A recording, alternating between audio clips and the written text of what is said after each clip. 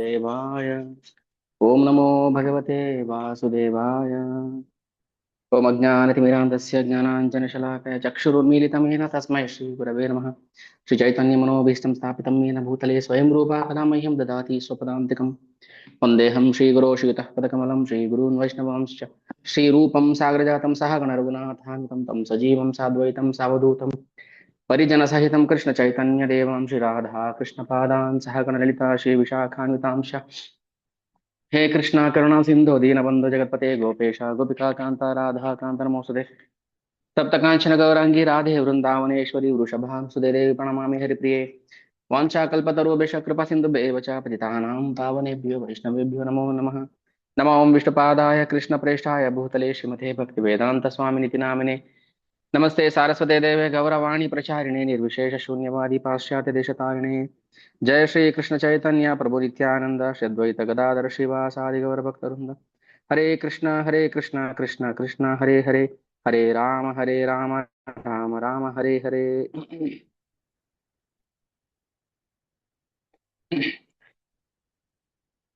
नमो विष्णुपादाय कृष्ण प्रेष्ठाय भूतले श्रीमते भक्ति विकास स्वामी नामिने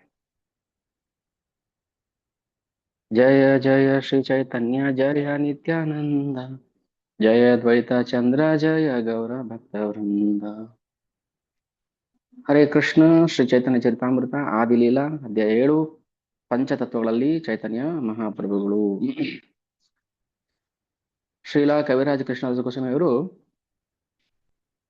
ತಮ್ಮ ಇಳಿ ವಯಸ್ಸಲ್ಲಿ 90 ದಾಟಿದ ನಂತರ ಅವರ ಯಾವ ಭೌತಿಕ ಇಂದ್ರಿಯಗಳು ಸರಿಯಾಗಿ ಕೆಲಸ ಮಾಡ್ತಿಲ್ಲ, ಕಣ್ ಕಾಣ್ತಿರ್ಲಿಲ್ಲ, ನೆನಪಿನ ಶಕ್ತಿ ಇಲ್ಲ. ಆ ಸಮಯದಲ್ಲಿ ಭಗವಂತ ಅವರ ಮೂಲಕ ಮಾಡಿಸಿದಂತಹ ಒಂದು ದಿವ್ಯ ಸೇವೆ, ಅವನ ಸೇವೆ ಅವನೇ ಮಾಡಿಸ್ಕೊಳ್ತಾನೆ.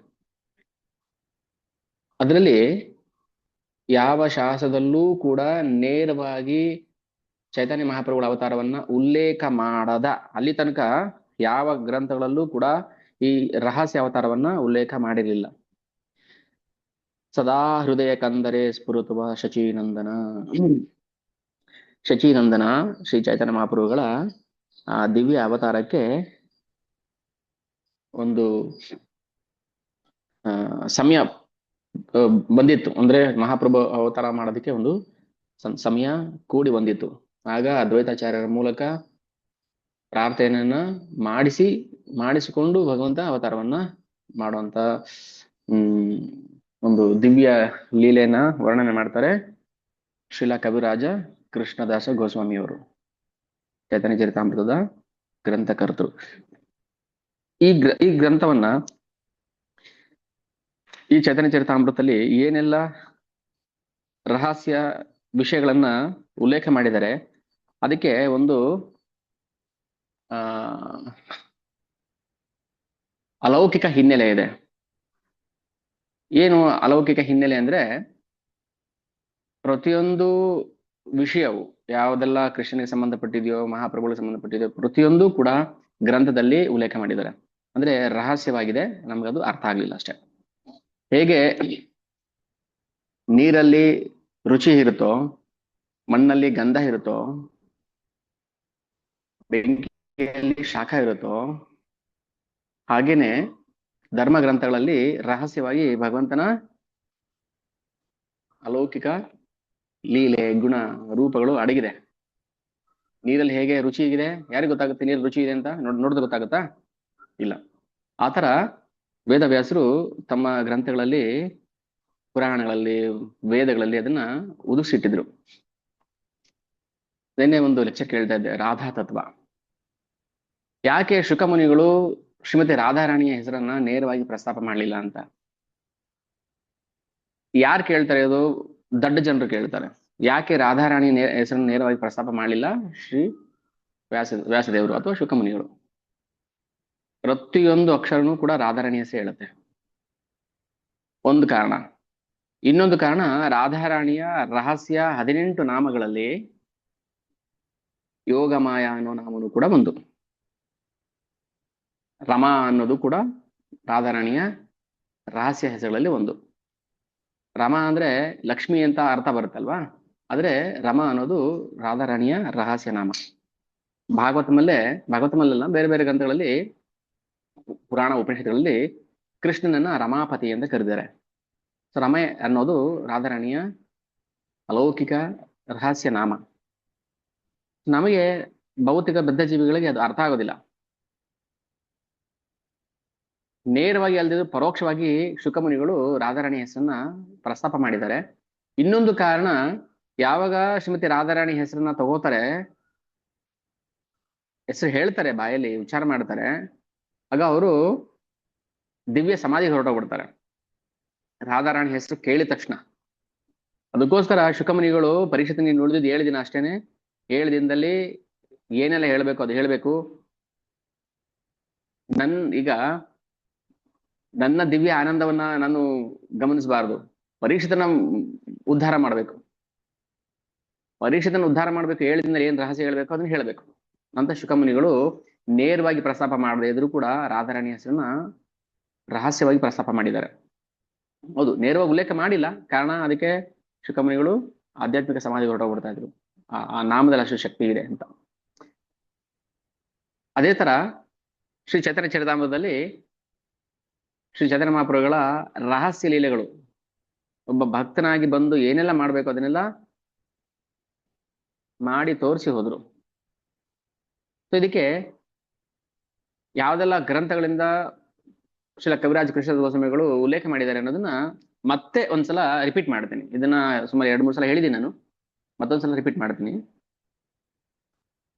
ಶ್ರೀ ಚೈತನ್ಯ ಚರಿತಾಮೃತ ಮಹಾಗ್ರಂಥದ ಭಾವಾರ್ಥಗಳನ್ನೆಲ್ಲವನ್ನು ಮಾನಕ ವೇದ ಪ್ರಮಾಣಗಳಿಂದ ದೃಢಪಡಿಸಲಾಗಿದೆ. ಈ ಸಂಪುಟದಲ್ಲಿ ಕೆಳಗಿನ ಅಧಿಕೃತ ಶಾಸ್ತ್ರಗಳನ್ನ ಉಲ್ಲೇಖಿಸಲಾಗಿದೆ. ಬರೀ ಈ ಸಂಪುಟದಲ್ಲಿ ಮಾತ್ರ. ಆದಿಲೀಲ ಭಾಗ 1, ಆದಿಲೀಲ ಭಾಗ 2, ಮಧ್ಯಲೀಲ ಭಾಗ 1, 2, 3, ಅಂತ್ಯಲೀಲ ಭಾಗ 1, 2, ಹೀಗೆ ಪ್ರತಿಯೊಂದು ಸಂಪುಟದಲ್ಲೂ ಕೂಡ ಮಾನಕ ವೇದ ಪ್ರಮಾಣಗಳಿಂದ ದೃಢಪಡಿಸಲಾಗಿದೆ. ಯಾವುದು ಮನೋಕಲ್ಪನೆ ಅಲ್ಲ, ಯಾವುದು ಕಲ್ಪಿಸಿ ಬರೆದಿರೋ ಕಾಲ್ಪನಿಕ ಕಥೆ ಅಲ್ಲ ಇದು. ಅದಕ್ಕೆ ಯಾವ್ದೆಲ್ಲ ಗ್ರಂಥಗಳನ್ನ ಉಲ್ಲೇಖ ಮಾಡ್ತಾರೆ ಅನ್ನೋದನ್ನ ಒಂದ್ಸಲ ರಿಪೀಟ್ ಮಾಡ್ಬಿಡ್ತೀನಿ, ಆಮೇಲೆ ಮುಂದೆ ನಾವು ಕಂಟಿನ್ಯೂ ಮಾಡೋಣ. ಯಾರು ಇದಕ್ಕೆ ಮುಂಚೆ ಕೇಳಿಸ್ಕೊಂಡಿಲ್ವೋ ಅವರಿಗೆ ಒಂದೊಂದೇ ಓದ್ತಾ ಹೊರ್ತೀನಿ ಯಾವ್ದಾವ್ದು ಪುರಾಣದಿಂದ ಚೈತನ್ಯ ಚರಿತಾಮೃತದ ಭಾವಾರ್ಥಗಳನ್ನ ಉಲ್ಲೇಖ ಮಾಡಿದ್ದಾರೆ ಅಂತ. ಆದಿಪುರಾಣ, ಐತರೇಯ ಉಪನಿಷತ್ತು, ಅನಂತ ಸಂಹಿತ, ಅಣುಭಾಷ್ಯ, ಭಗವದ್ಗೀತಾ, ಭಗವತ್ ಸಂದರ್ಭ, ಭಕ್ತಿ ಸಾಮೃತ ಸಿಂಧು, ಭಕ್ತಿ ಸಂದರ್ಭ, ಭಾವಾರ್ಥ ದೀಪಿಕಾ, ಬ್ರಹ್ಮಾಂಡ ಪುರಾಣ, ಬ್ರಹ್ಮ ಸಂಹಿತ, ಬ್ರಹ್ಮತರ್ಕ, ಬ್ರಹ್ಮಯಾಮಲ, ಬೃಹದಾರಣ್ಯಕ ಉಪನಿಷತ್, ಬೃಹದ್ ಭಾಗವತಾಮೃತ, ಬೃಹದ್ ಗೌತಮೀಯ ತಂತ್ರ, ಚೈತನ್ಯ ಭಾಗವತ, ಚೈತನ್ಯ ಚರಿತಾಮೃತ, ಚೈತನ್ಯ ಉಪನಿಷತ್, ಛಾಂದೋಗ್ಯ ಉಪನಿಷತ್, ದಾನಕೇಲಿ ಕೌಮುದಿ, ಗೌರ ಗಣೋದ್ದೇಶ ದೀಪಿಕಾ, ಗೋಪಿ ಪ್ರೇಮಾಮೃತ, ಗೋವಿಂದ ಲೀಲಾಮೃತ, ಹರಿಭಕ್ತ ಸುಧೋದಯ, ಹರಿಭಕ್ತಿ ವಿಲಾಸ, ಹಯಶೀರ್ಷ ಪಂಚರಾತ್ರ, ಹಯಶೀರ್ಷ ಶ್ರೀ ನಾರಾಯಣ ವ್ಯೂಹಸ್ತವ, ಈಶೋಪನಿಷತ್, ಕಲಿಸಂತರಣೋಪನಿಷತ್, ಕಠೋಪನಿಷತ್, ಕರ್ಮ ಸಂದರ್ಭ, ಕೃಷ್ಣ ಸಂದರ್ಭ, ಕೃಷ್ಣ ಯಾಮಲ, ಕೂರ್ಮ ಪುರಾಣ, ಲಘು ಭಾಗವತಾಮೃತ, ಲಲಿತ ಮಾಧವ, ಮಹಾಭಾರತ, ಮಹಾಸಮಿತ, ಮಹಾವರಾಹ ಪುರಾಣ, ಮಾಂಡೋಕ್ಯ ಉಪನಿಷತ್, ಮನುಸ್ಮೃತಿ, ಮುಕುಂದಮಾಲ ಸ್ತೋತ್ರ, ಮುಂಡಕೋಪನಿಷತ್, ನಾರದ ಪಂಚರಾತ್ರ, ನಾರಾಯಣ ಸಂಹಿತ, ನಾರಾಯಣ ಅಥರ್ವ ಶಿರ ಉಪನಿಷತ್, ನಾರಾಯಣ ಉಪನಿಷತ್, ನಾಮಾರ್ಥ ಸುಧಾಭಿದ, ಪದ್ಮ ಪುರಾಣ, ಪರಮ ಸಂಹಿತ, ಪರಮಾತ್ಮ ಸಂದರ್ಭ, ಪೌಷ್ಕರ ಸಂಹಿತ, ಪ್ರಮೇಯ ರತ್ನಾವಳಿ, ಪ್ರಶ್ನೋಪನಿಷತ್, ಋಗ್ವೇದ, ಋಗ್ ಸಂಹಿತ, ಸಾತುತ ತಂತ್ರ, ಸೀತಾ ಉಪನಿಷತ್, ಶಿವಪುರಾಣ, ರಾಧಾ ಉಪನಿಷತ್ ಅಂತ ಒಂದಿದೆ, ರಾಧೋಪನಿಷತ್, ಅದರಲ್ಲಿ ರಾಧಾ ತತ್ವವನ್ನ ಹೇಳಿದ್ದಾರೆ. ಶ್ರೀಮದ್ ಭಾಗವತಂ, ಸ್ತವಮಾಲ, ಸ್ತೋತ್ರರತ್ನ, ಸ್ವಯಂಭುವ ತಂತ್ರ, ಶ್ವೇತಾಶ್ವತರ ಉಪನಿಷತ್, ತೈತ್ತರೀಯ ಉಪನಿಷತ್, ತತ್ವ ಸಂದರ್ಭ, ಉಜ್ವಲ ನೀಲಮಣಿ, ಉಪದೇಶಾಮೃತ ಉಪನಿಷತ್, ವಾಮನ ಪುರಾಣ, ವಾಯುಪುರಾಣ, ವೇದಾರ್ಥ ಸಂಗ್ರಹ, ವಿದಗ್ಧ ಮಾಧವ, ವಿಷ್ಣು ಪುರಾಣ. ಇಷ್ಟು ಮಾನಕ ವೇದ ಪ್ರಮಾಣಗಳಿಂದ ಇದನ್ನ ದೃಢಪಡಿಸಲಾಗಿದೆ. ಅಂದ್ರೆ ನಾವು ಅರ್ಥ ಮಾಡ್ಕೋಬೇಕಾಗಿರೋದು, ಇಷ್ಟೆಲ್ಲ ನಾವು ಧರ್ಮ ಗ್ರಂಥಗಳನ್ನ ಓದಿ ಅರ್ಥ ಮಾಡಿಕೊಂಡು ನಾವು ಭಗವಂತ ಇದಾನೇ ಅನ್ನೋ ಹಂತಕ್ಕೆ ಬರೋಷ್ಟರಲ್ಲಿ ಎಷ್ಟು ಜನ್ಮ ಆಗೋಗುತ್ತೋ ಗೊತ್ತಿಲ್ಲ, ಎಷ್ಟು ಜನ್ಮ ಕಳೆದಿರ್ತೀವನೋ ಗೊತ್ತಿಲ್ಲ. ಅದಕ್ಕೆ ಚೈತನ್ಯ ಚರಿತಾಮೃತವನ್ನ ಹ್ಯಾಸ್ ಇಟ್ ಇಸ್, ಹೇಗಿದೆಯೋ ಹಾಗೆ ಅದನ್ನ ನಾವು ಸ್ವೀಕಾರ ಮಾಡಬೇಕು. ಯಾವ್ದು ನಾವು ನಮ್ಮ ತಲೆಯಿಂದ ಪ್ರಶ್ನೆ ಹಾಕೊಂಡು ಗೊಂದಲ ಮಾಡಿಕೊಂಡು ಹೋಗೋ ಅವಶ್ಯಕತೆ ಇಲ್ಲ. ಶ್ರೀ ಚೈತನ್ಯ ಮಹಾಪ್ರಭು ಸಾಕ್ಷಾತ್ ಭಗವಾನ್ ಕೃಷ್ಣ. ಯಾರಿಗೆ ಅರ್ಥ ಆಗ್ತಾನೆ? ಕೃಷ್ಣ ಅವನ ಶುದ್ಧ ಭಕ್ತರಿಗೆ ಮಾತ್ರ, ಶುದ್ಧ ಭಕ್ತರ ಮೂಲಕ ನಾವು ಶ್ರವಣ ಮಾಡಿದಾಗ ಮಾತ್ರ. ಇಲ್ಲಿ ಶ್ರೀ ಚೈತನ್ಯ ಮಹಾಪ್ರಭುಗಳು ಅವರ ಗುರುವಿನ ಆಜ್ಞೆ ಮೇಲೆ ಹರಿನಾಮ ಜಪವನ್ನ ಮಾಡೋದಕ್ಕೆ ಪ್ರಾರಂಭ ಮಾಡ್ತಾರೆ. ಆ ಹರಿನಾಮ ಜಪ ಮಾಡಿದಾಗ ಏನಾಯ್ತು ಅವರಿಗೆ,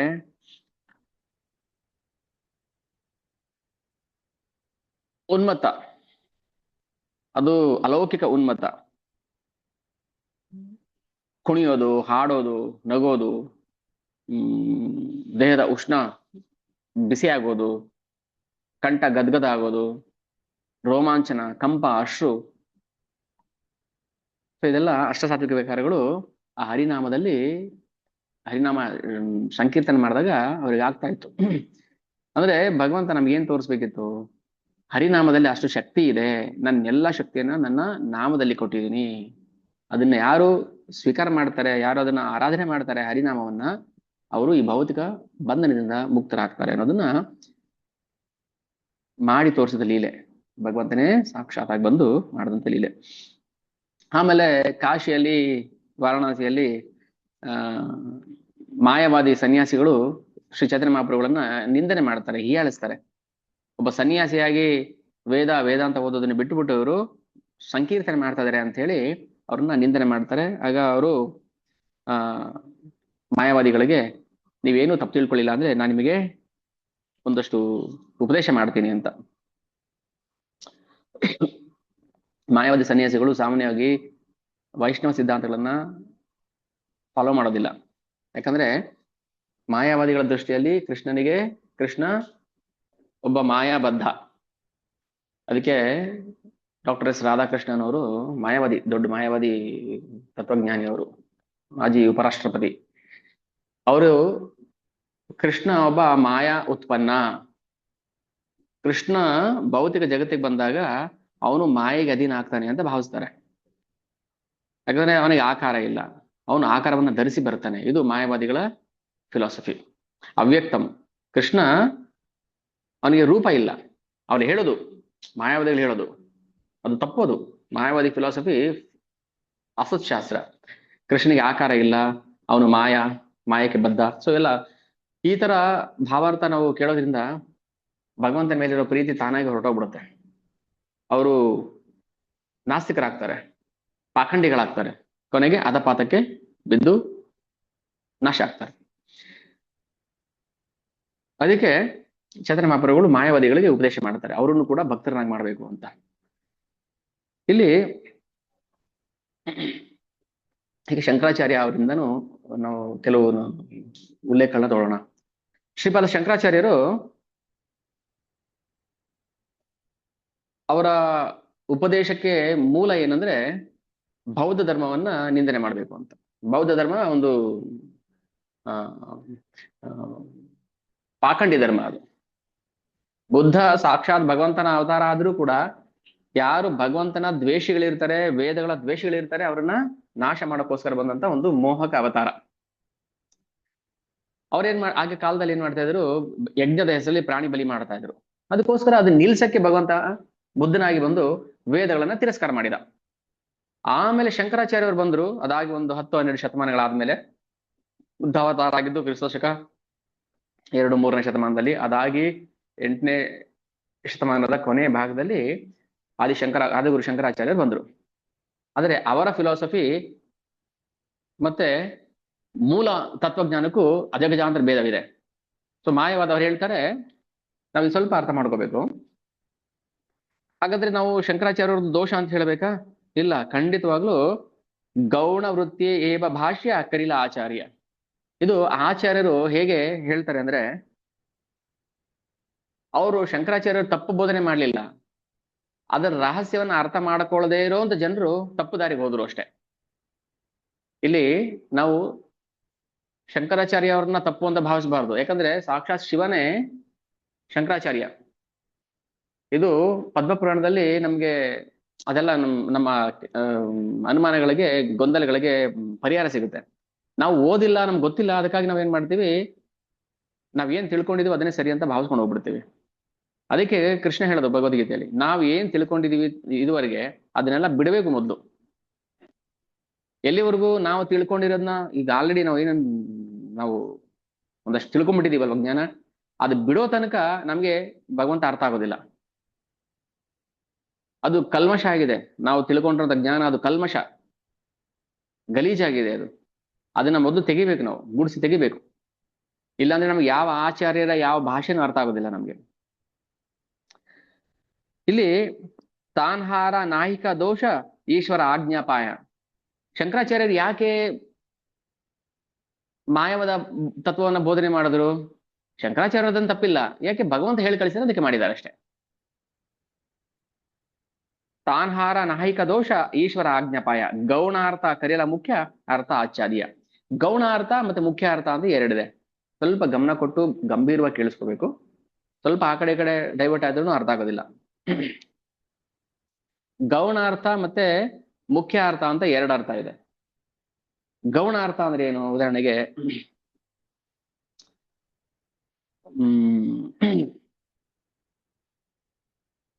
ಒಂದು ಉದಾಹರಣೆ ಕೊಟ್ಟು ಹೇಳಿದ್ರೆ ನಮ್ಗೆ ಅರ್ಥ ಆಗುತ್ತೆ.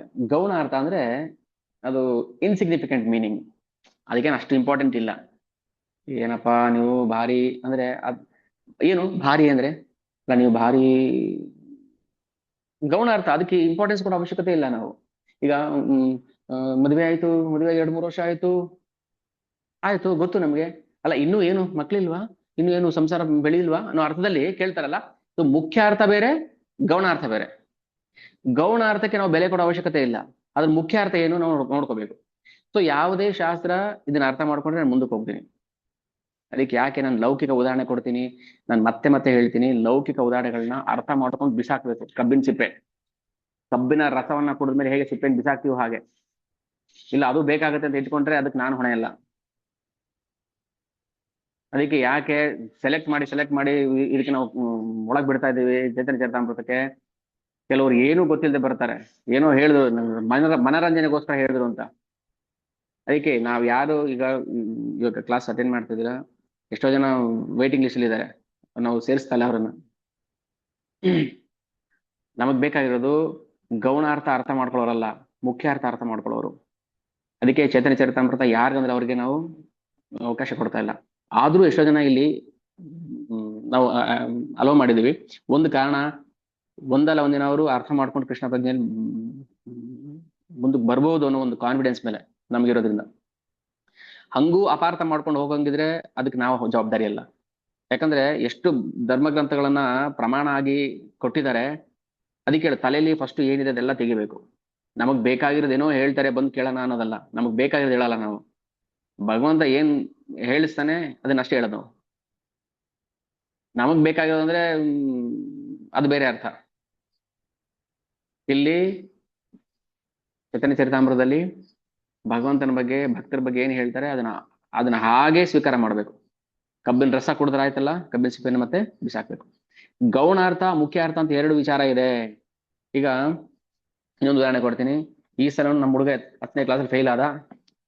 ಪಕ್ಕದ ಮನೆಯವ್ರು ಬಂದ್ರು, ಬಂದು ಕೇಳ್ತಾರೆ, ಅಯ್ಯೋ ನಿಮ್ ಮಗನ್ ರಿಸಲ್ಟ್ ನೋಡಿ ನಂಗೆ ತುಂಬಾ ಬೇಜಾರಾಯ್ತು ರೀ, ಈ ಸಲನೂ ಫೇಲ್ ಆದ್ನಂತೆ.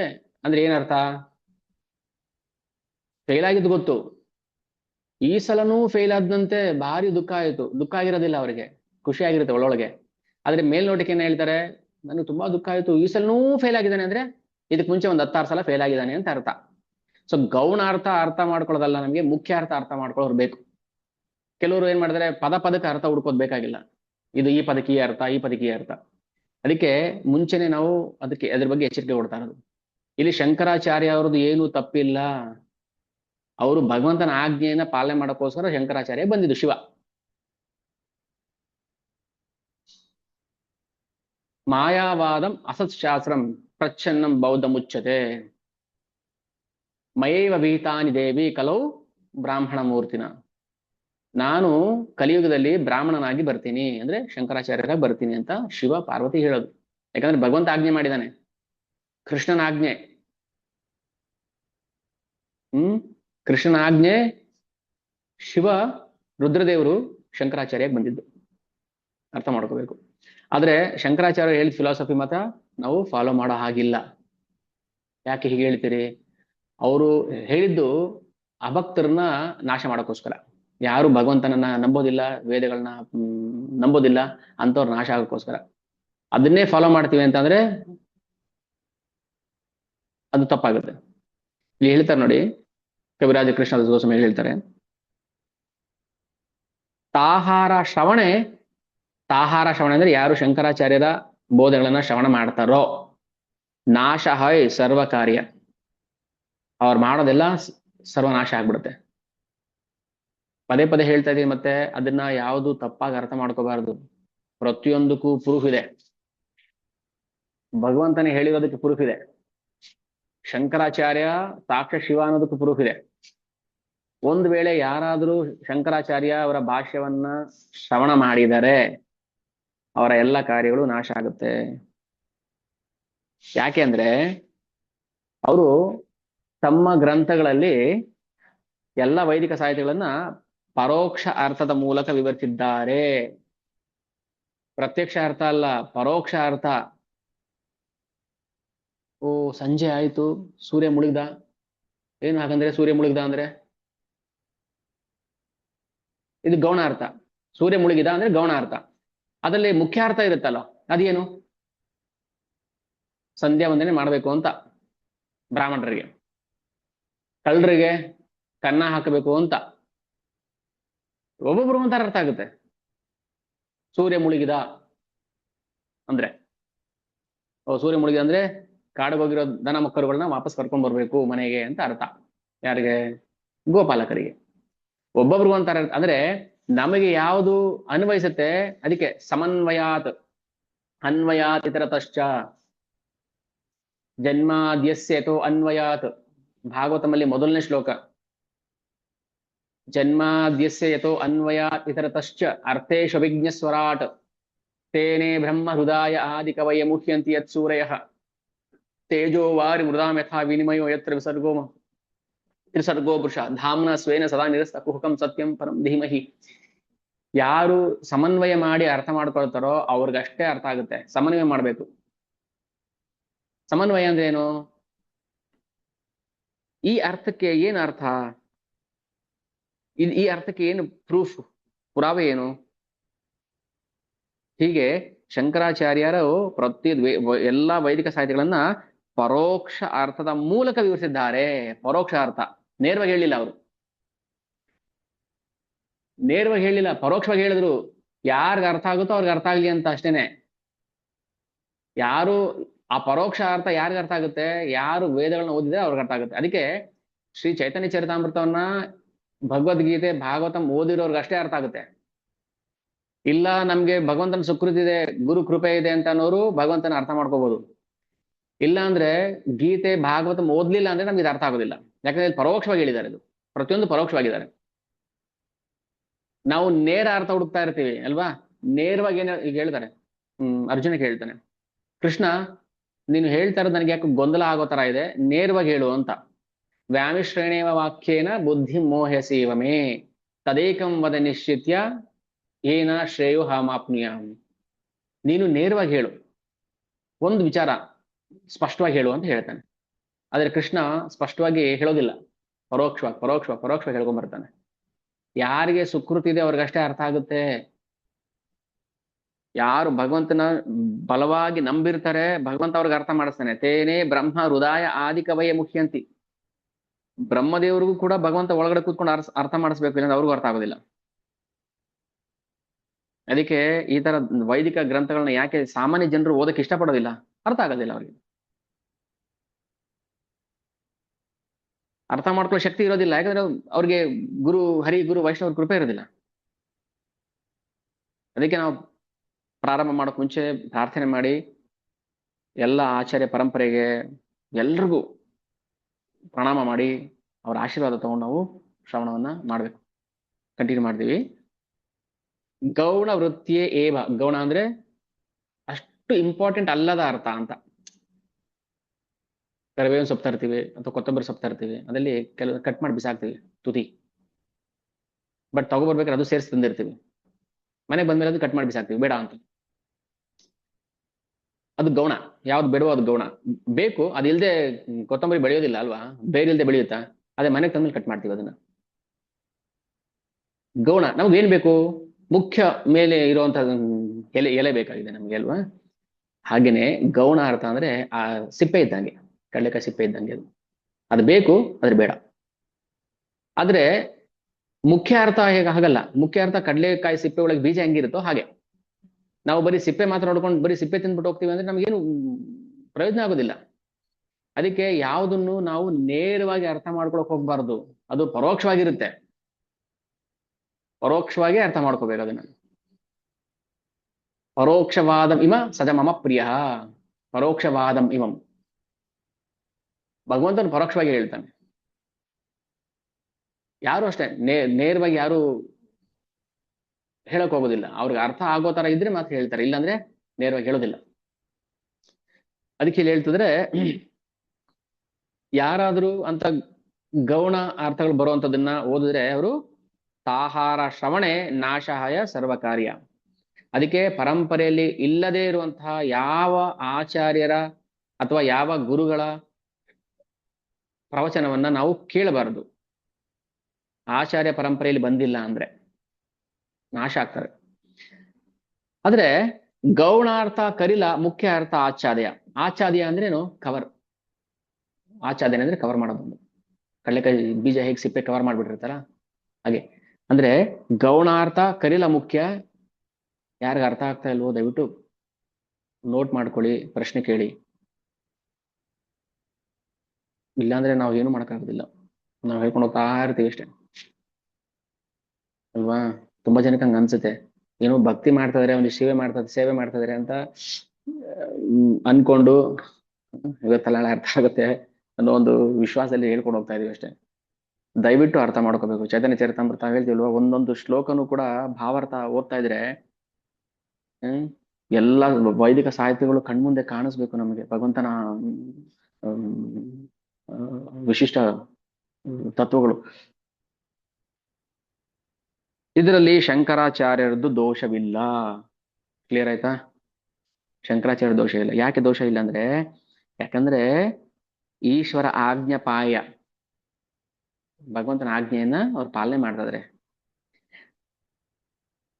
ನಾವು ಈಗ ಭಗವದ್ಗೀತೆ ಯಥಾರೂಪ ಅಂತ ಹೇಳ್ತೀವಲ್ವಾ, ಯಾವುದೇ ಶಾಸ್ತ್ರವನ್ನ, ಭಗವದ್ಗೀತೆ ಆಗಲಿ ಇನ್ಯಾವುದೇ ಆಗಲಿ ಯಥಾರೂಪವಾಗಿ ಸ್ವೀಕರಿಸದೇ ಇದ್ರೆ ನಾವು ದಾರಿ ತಪ್ಪೋಗ್ತೀವಿ. ನಿರ್ಲಜ್ಜ ಧೂರ್ತರು, ನಿರ್ಲಜ್ಜ ಧೂರ್ತರು ಅಂದ್ರೆ, ಧೂರ್ತ ಅಂದ್ರೆ ಕೆಟ್ಟವ, ನಾಚಿಕೆ ಇಲ್ದವರು, ಕೆಟ್ಟವರು ಭಗವದ್ಗೀತೆಗೆ ತಪ್ಪು ಅರ್ಥ ಬರೋ ತರ ಮಾಡ್ತಾರೆ. ಮೊನ್ನೆ ನಾನು ಉದಾಹರಣೆ ಹೇಳ್ತಾ ಇದ್ದೆ. ಯಾರೊಬ್ರು ಬಂದು ರಾಮಾಯಣದ ಕಥೆ ಹೇಳ್ತಾ ಇದ್ರು ಅಂತ, ಬಾಯಿಗೆ ಬಂದಂಗೆ ಹೇಳ್ತಾ ಇದಾರೆ. ಜನ ಅದನ್ನ ಬಾಯಿ ಬಿಟ್ಕೊಂಡು ಚಪ್ಪಾಳೆ ಹೊಡ್ಕೊಂಡು ಕೇಳ್ತಾ ಇದಾರೆ. ಗೊತ್ತಿಲ್ಲ ಜನಗಳಿಗೆ, ಯಾರೋ ಹೇಳ್ತಾ ಇದಾರೆ ಕೇಳಿಸ್ಕೊಂಡು ಮಜಾ ಮಾಡೋಣ. ಅದು ಮಜಾ ಮಾಡುವಂತ ಧರ್ಮ ಗ್ರಂಥಗಳಲ್ಲ. ಅದಕ್ಕೆ ಬೇಜಾರು ಕೋಪ ಬಂತು ನನಗೆ. ಈಗ ಗೊತ್ತಿದ್ರೆ ಹೇಳಬೇಕು. ಜನಗಳಿಗೆ ಮನರಂಜನೆ ಕೊಡಕ್ಕೆ, ಮನರಂಜನೆಗೆ ಬೇಜಾನ್ ದಾರಿ ಇದೆ. ಯೂಟ್ಯೂಬ್ ಅಲ್ಲಿ ವಿಡಿಯೋಸ್ ಹಾಕೊಂಡು ನೋಡ್ಬೋದು ಮನರಂಜನೆಗಾದ್ರೆ. ಅದಕ್ಕೆ ರಾಮಾಯಣ ಮಹಾಭಾರತ ಬೇಕಿಲ್ಲ. ಸುಮ್ಮನೆ ಬಾಯಿಗೆ ಬಂದಂಗೆಲ್ಲ ತಲೆ ಹರಟೆ ಮಾಡಬಾರ್ದು ಅಂತ. ಕತೆ ಇಲ್ದಿರೋ ಕತೆಗಳೆಲ್ಲ ಸೇರಿಸಿ ರಾಮಾಯಣದಲ್ಲಿ ತುರ್ಕಿ ರಾಮಾಯಣದ ಮೂಲಾರ್ಥವನ್ನೇ ಹಾಳು ಮಾಡ್ಬಿಟ್ಟಿದ್ದಾರೆ.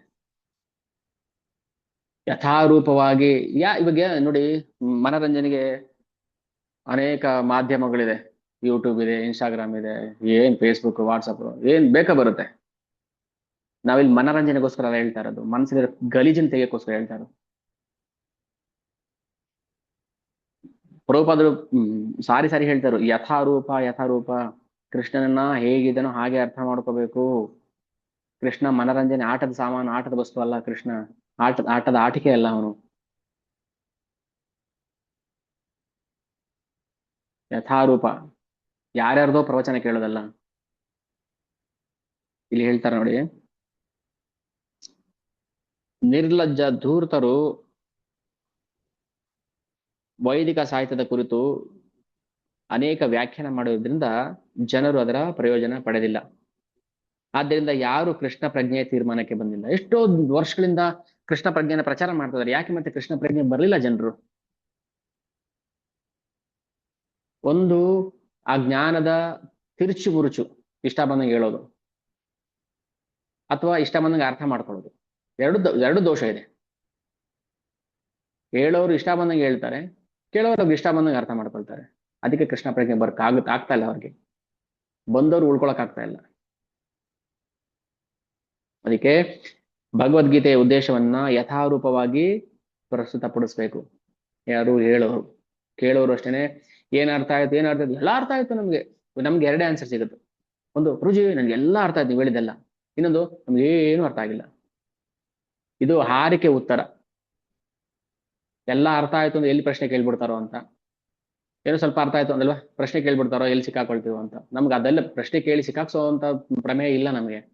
ಎಷ್ಟು ಅರ್ಥ ಆಗಿದೆ ಅಂತ ನಮ್ಗೆ ಗೊತ್ತಾಗ್ಬೇಕು. ಅದಕ್ಕೆ ನಾನು ಒಂದು ದಿನ ಅನ್ಕೊಂಡೆ, ನಾನು ರಾಮಾಯಣ ಕ್ಲಾಸ್ ಆದ್ಮೇಲೆ ಏನೇನು ಅರ್ಥ ಆಯ್ತು ಅಂತ ಕೇಳೋಣ ಅಂತ. ನಮ್ಗೇನಂದ್ರೆ ಯಾರನ್ನು ಪರೀಕ್ಷೆ ಮಾಡೋ ಗೋಜಲು ಇಲ್ಲ ನಮಗೆ. ನಮ್ಗೆ ಎಷ್ಟು ಅರ್ಥ ಆಗಿದೆ ಅಂತ ಗೊತ್ತಾಗ್ಬೇಕಲ್ಲ, ಯಾವ ತರ ನಾವು ಅರ್ಥ ಮಾಡ್ಕೊಂಡಿದೀವಿ ಅಂತ ಗೊತ್ತಾಗ್ಬೇಕಲ್ಲ. ಒಬ್ಬೊಬ್ಬರು ಮೈಂಡ್ ಸೆಟ್ ಒಂದೊಂದ್ ತರ ಇರುತ್ತೆ. ಒಬ್ರು ನನಗೇನಾದ್ರು ಬೇಕಾಗಿರೋಂತ ಹೇಳ್ತಾರಾ ಅಂತ ಬಂದು ಕೂತಿರ್ತಾರೆ. ಕೆಲವರು ನಮ್ಗೇನಾದ್ರು ಬೇಡದಿರೋದು ಹೇಳ್ತಾರಾ ಅಂತ ಕಾಯ್ತಾ ಕೂತಿರ್ತಾರೆ. ಇದೆಲ್ಲ ಬೇಕಾಗಿರೋದು ನಮ್ಗೆ. ಅದಕ್ಕೆ ಸೆಲೆಕ್ಟ್ ಮಾಡಿ ಆಸಕ್ತಿ ಇರೋರ್ಗೆ ಮಾತ್ರ ಅದನ್ನ ಕೊಡ್ಬೇಕು. ಇದಂತೆ ನಾ ತಪಸ್ಕಾಯ ನಾ ಭಕ್ತಾಯ ಕದಾಚನ ನಾಚ ಶುಶ್ರೂಷ ವಾಚ್ಯಂ ನ ಚ ಮಾಂ ಯೋಭ್ಯಸೂಯತಿ. ಕೃಷ್ಣ ಕೊನೆಯ ಅಧ್ಯಾಯದಲ್ಲಿ ಭಗವದ್ಗೀತೆಯಲ್ಲಿ ಹೇಳ್ತಾನೆ, ಇದನ್ನ ಯಾರಿಗೆ ಹೇಳಬಾರ್ದು? ನನ್ನ ಭಕ್ತಿ ಮಾಡದೇ ಇರೋರ್ಗೆ ಹೇಳಬಾರ್ದು. ಇದಂತೆ ನಾ ತಪಸ್ಕಾಯ, ನನ್ನ ತಪಸ್ ಮಾಡದೇ ಇರೋರ್ಗೆ ಹೇಳಬಾರ್ದು. ನಾಚ ಶುಶ್ರೂಷ ವಾಚ್ಯಂ, ನನ್ನ ಸೇವೆ ಮಾಡದೇ ಇರೋರ್ಗೆ ಹೇಳಬಾರ್ದು. ಈಗ ಹುಡುಕಿದ್ರೆ 4 ಜನ ಎಲ್ಲ ಫಿಲ್ಟರ್ ಆಗ್ಬಿಡ್ತಾರಲ್ಲ. ಈಗ ಎಲ್ರು ಫಿಲ್ಟರ್ ಆಗ್ಬಿಡ್ತೀವಿ ನಾವೆಲ್ರು. ಈ 4 ಗುಣಗಳು ಯಾರಿದೆ ಅವ್ರಿಗೆ ಹೇಳ್ಬಾರ್ದು ಭಗವದ್ಗೀತೆನ ಅಂತ. ಯಾರು ಸೇವೆ ಮಾಡಲ್ಲ, ಯಾರು ಅಯ್ಯೋ ಅಭ್ಯಸೂಯತಿ. ಅಭ್ಯಸೂಯತೆ ಅಂದ್ರೆ ಬರೀ ಅಸೂಯೆ ಅಲ್ಲ, ಕೆಟ್ಟ ಅಸೂಯೆ. ಕೃಷ್ಣನ ನನಗೆ ಅವನ್ ಕಂಡ್ರೆ ಆಗಲ್ಲ ಅನ್ನೋರ್ಗೆ ಹೇಳ್ಬಾರ್ದು. ಭಗವಂತ ಕೃಷ್ಣ ಹೇಳ್ತಾ ಇರೋದು ಗೀತೆಯಲ್ಲಿ. ಯಾಕಂದ್ರೆ ಅವರು ಅದನ್ನ ಕೆಟ್ಟ ರೀತಿಯಲ್ಲಿ ಅರ್ಥ ಮಾಡ್ಕೊಳ್ತಾರೆ, ಅವ್ರನ್ನ ತಿದ್ದಕ್ಕಾಗೋದಿಲ್ಲ. ಅದಕ್ಕೆ ಮಹಾಪ್ರಭು ಹೇಳ್ತಾರೆ, ಮುಖ್ಯ ವೃತ್ತೇ ಸೇ ಅರ್ಥ ಪರಮ ಮಹತ್ವ. ಗೌಣ ವೃತ್ತಿ ಅಲ್ಲ, ಮುಖ್ಯ ವೃತ್ತಿಯೇ. ಅಂದ್ರೆ ಗೌಣ ವೃತ್ತಿ ಅಂದ್ರೆ ಅಷ್ಟು ಮುಖ್ಯವಲ್ಲದ ವೃತ್ತಿ. ಮುಖ್ಯ ವೃತ್ತಿ ಅಂದ್ರೆ ತುಂಬಾ ಇಂಪಾರ್ಟೆಂಟ್. ಆ ಶ್ಲೋಕದ ಅರ್ಥ, ಆ ಶ್ಲೋಕದ ಅರ್ಥ, ಭಾವದ ಅರ್ಥ, ಅದು ನಮಗೆ ಬೇಕಾಗಿರೋದು. ಅದಕ್ಕೆ ಮಹಾಪ್ರಭು ಹೇಳ್ತಾರೆ, ವೈದಿಕ ಸಾಹಿತ್ಯದಲ್ಲಿ ನೇರವಾದ ವಿವರಣೆಗಳು ಮತ್ತೆ ಪರೋಕ್ಷವಾದ ವಿವರಣೆಗಳು ಅಂತಿದೆ. ನೇರವಾದ ವಿವರಣೆ ಮತ್ತು ಪರೋಕ್ಷವಾದ ವಿವರಣೆ. ಕೃಷ್ಣ ಭೀಷ್ಮಾಚಾರ್ಯರು ಶರಶೈಮೆ ಮಲಗಿದಾಗ ಪಾಂಡವರ ಹತ್ರ ಹೋಗಿ ಒಂದು ಮಾತು ಹೇಳ್ತಾನೆ. ಏನು, ಕುರುಕುಲದ ಸೂರ್ಯ ಮುಳುಗ್ತಾ ಇದೆ, ಆದಷ್ಟು ಬೇಗ ನೀವು ಹೋಗಿ ಅಂತ. ಏನು ಅರ್ಥ ಆಗಿಲ್ಲ, ಅವರು ತಲೆ ಕೆರ್ಕೊಂಡು ಕೂತಿದ್ದಾರೆ ಪಾಂಡವರು. ಅಲ್ಲ, ಯುದ್ಧ ಆಯ್ತು, ಯುದ್ಧ ಆಗೋಷ್ಟು ಸಂಜೆ ಆಗಿತ್ತು, ಸೂರ್ಯ ಮುಳುಗಿದ್ದ, ಇದೇನು ಕುರುಕುಲದ ಸೂರ್ಯ ಮುಳುಗ್ತಾ ಇದ್ದಾನೆ ಅಂತಂದ್ರೆ ಏನ್ ಅರ್ಥ? ಅರ್ಥ ಆಗಿಲ್ಲ ಅವ್ರಿಗೆ. ಸೊ ಧರ್ಮರಾಯನ ಹತ್ರ ಹೋಗ್ಬಿಟ್ಟು ನೇರವಾಗಿ ಕೃಷ್ಣ ರಥದಲ್ಲಿ ಕೂರಿಸ್ಕೊಂಡು ಭೀಷ್ಮರ ಹತ್ರ ಬರ್ತಾನೆ. ನಾನು ಹೇಳಿದ ಅರ್ಥ, ಕುರುಕುಲದ ಸೂರ್ಯ ಮುಳುಗ್ತಾ ಇದೆ ಅಂದ್ರೆ ಭೀಷ್ಮಾಚಾರ್ಯರು ಅಸ್ತಂಗತರಾಗ್ತಾ ಇದ್ದಾರೆ, ಸಾವಿನ ದಿನವನ್ನು ಎಣಿಸ್ತಾ ಇದ್ದಾರೆ, ಹೋಗಿ ಅವರಿಂದ ವಿದ್ಯೆಯನ್ನು ಪಡ್ಕೊಂಡು ಬನ್ನಿ ಅಂತ ಕೃಷ್ಣನ ಅರ್ಥ. ಸೂರ್ಯ ಮುಳುಗೋದ್ಮೇಲೆ ಬೆಳಕಿರೋದಿಲ್ಲ ಆಮೇಲೆ ಅಂದ್ರೆ ಅರ್ಥ ಏನು? ಅದು ಗೌಣ ಅರ್ಥ. ಮುಖ್ಯ ಅರ್ಥ, ಹೋಗಿ ಭೀಷ್ಮಾಚಾರ್ಯ ಹತ್ರ ನೀವು ಉಪದೇಶವನ್ನು ಪಡ್ಕೊಳ್ಳಿ ಅಂತ. ಸೊ ಇದು ಗೌಣ ಅರ್ಥ, ಮುಖ್ಯ ಅರ್ಥ. ಇದರ್ಥ ಆಯ್ತಾ? ಸಿದ್ಧ ನೆನಪು ಇಟ್ಕೊಳ್ಳಿ. ಆದ್ರೆ ಶಂಕರಾಚಾರ್ಯ ಏನ್ ಮಾಡಿದ್ರು, ಮುಖ್ಯ ಅರ್ಥವನ್ನ ಗೌಣವಾಗಿ ಹೇಳ್ಬಿಟ್ರು.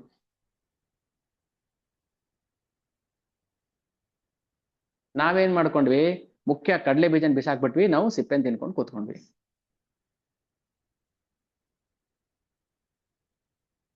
ಅದಕ್ಕೆ ಏನ್ ಹೇಳುದು, ಯಾರು ಮುಖ್ಯ ಅರ್ಥವನ್ನ ಅರ್ಥ ಮಾಡ್ಕೊಳ್ದೆ ಗೌಣ ಅರ್ಥವನ್ನೇ ಅರ್ಥ ಮಾಡ್ಕೊಳ್ತಾರೆ, ಅವರು ನಾಶ ಆಗ್ತಾರೆ ಅಂತ ಹೇಳುದು ಅದಕ್ಕೋಸ್ಕರ. ಓಕೆ, ಅದಕ್ಕೆ ಅನ್ವಯ ಮಾಡಿ ಹೇಳ್ಬೇಕು ನಾವು. ಅನ್ವಯ ಅಂದ್ರೆ ಅರ್ಥ ಆಯ್ತು. ಮಾಯಾವಾದಂ ಅಸತ್ಶಾಸ್ತ್ರಂ ಪ್ರಚ್ಛನ್ನಂ ಬೌದ್ಧ ಮುಚ್ಚತೆ ಮಯೈವ ಕಲ್ಪಿತಂ ದೇವಿ ಕಲೌ ಬ್ರಾಹ್ಮಣ ರೂಪಿಣ ಅಥವಾ ಬ್ರಾಹ್ಮಣ ಮೂರ್ತಿನ.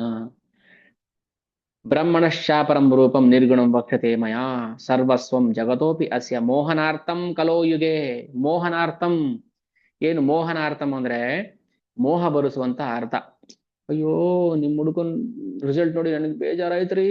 ಏ ಸಾಕು, ಸುಮ್ಮನೆ ಕೂತ್ಕೊಳ್ರಿ. ಮನೆ ಬರುವಾಗ ಹಾಲು ತುಪ್ಪ ಕುಡ್ಕೊಂಡ್ಬಂದವ್ರೆ ಫೇಲ್ ಆಗವನೆ ಅಂತ ಇಲ್ಲಿ ಬಂದು ನಾಟಕ ಮಾಡ್ತೀರಾ ನೀವು? ಮೋಹನಾರ್ಥ. ನಿಮ್ ನಾಟಕಗಳಿಗೆ ನಾವೇನು ನಮ್ಮನೇನು ಕುರಿಗಳು ಅನ್ಕೊಂಡಿದೀರಾ ಅನ್ನೋ ಅರ್ಥ. ಮೋಹನಾರ್ಥಂ ಅಂದ್ರೆ ಕಲೋ ಯುಗೆ. ಯಾರು ಅಷ್ಟೇ ಈಗ ಇದೊಂದು ಪಾಠ ನಮಗೆ.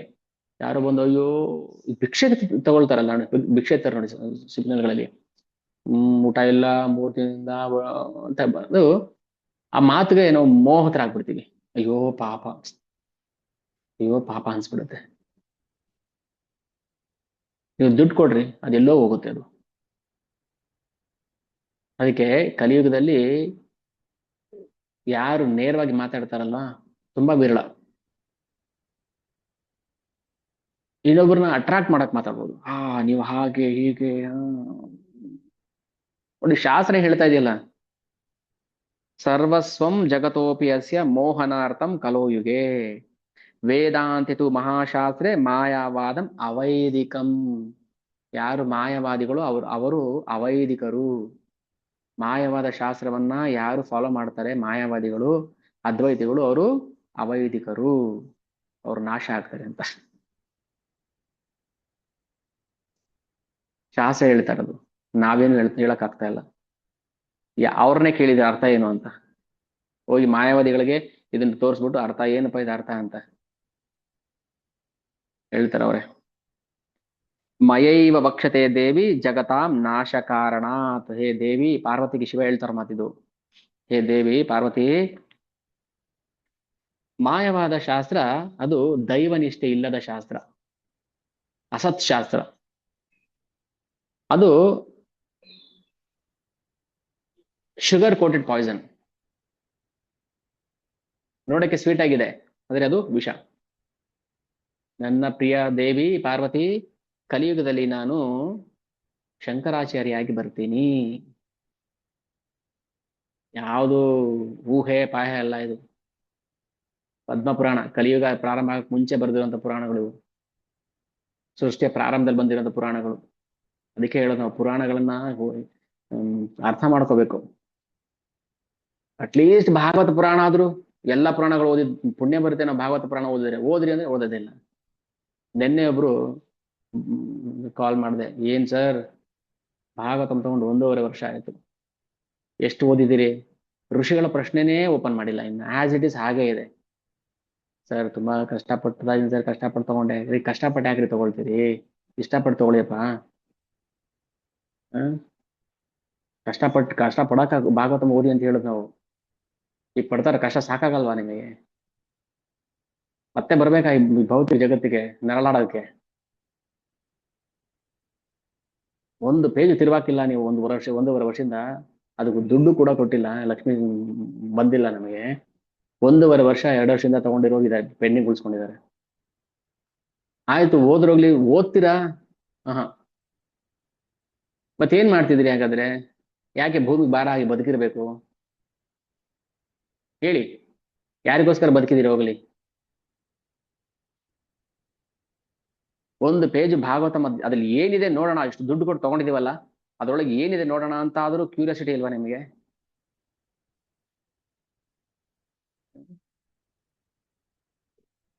ಆ ಕ್ಯೂರಿಯಾಸಿಟಿ ನಮ್ಗೆ ಬೇಡದರದಲ್ಲಿ ಕ್ಯೂರಿಯಾಸಿಟಿ ಬರುತ್ತೆ ನಮಗೆ ಅಲ್ವಾ?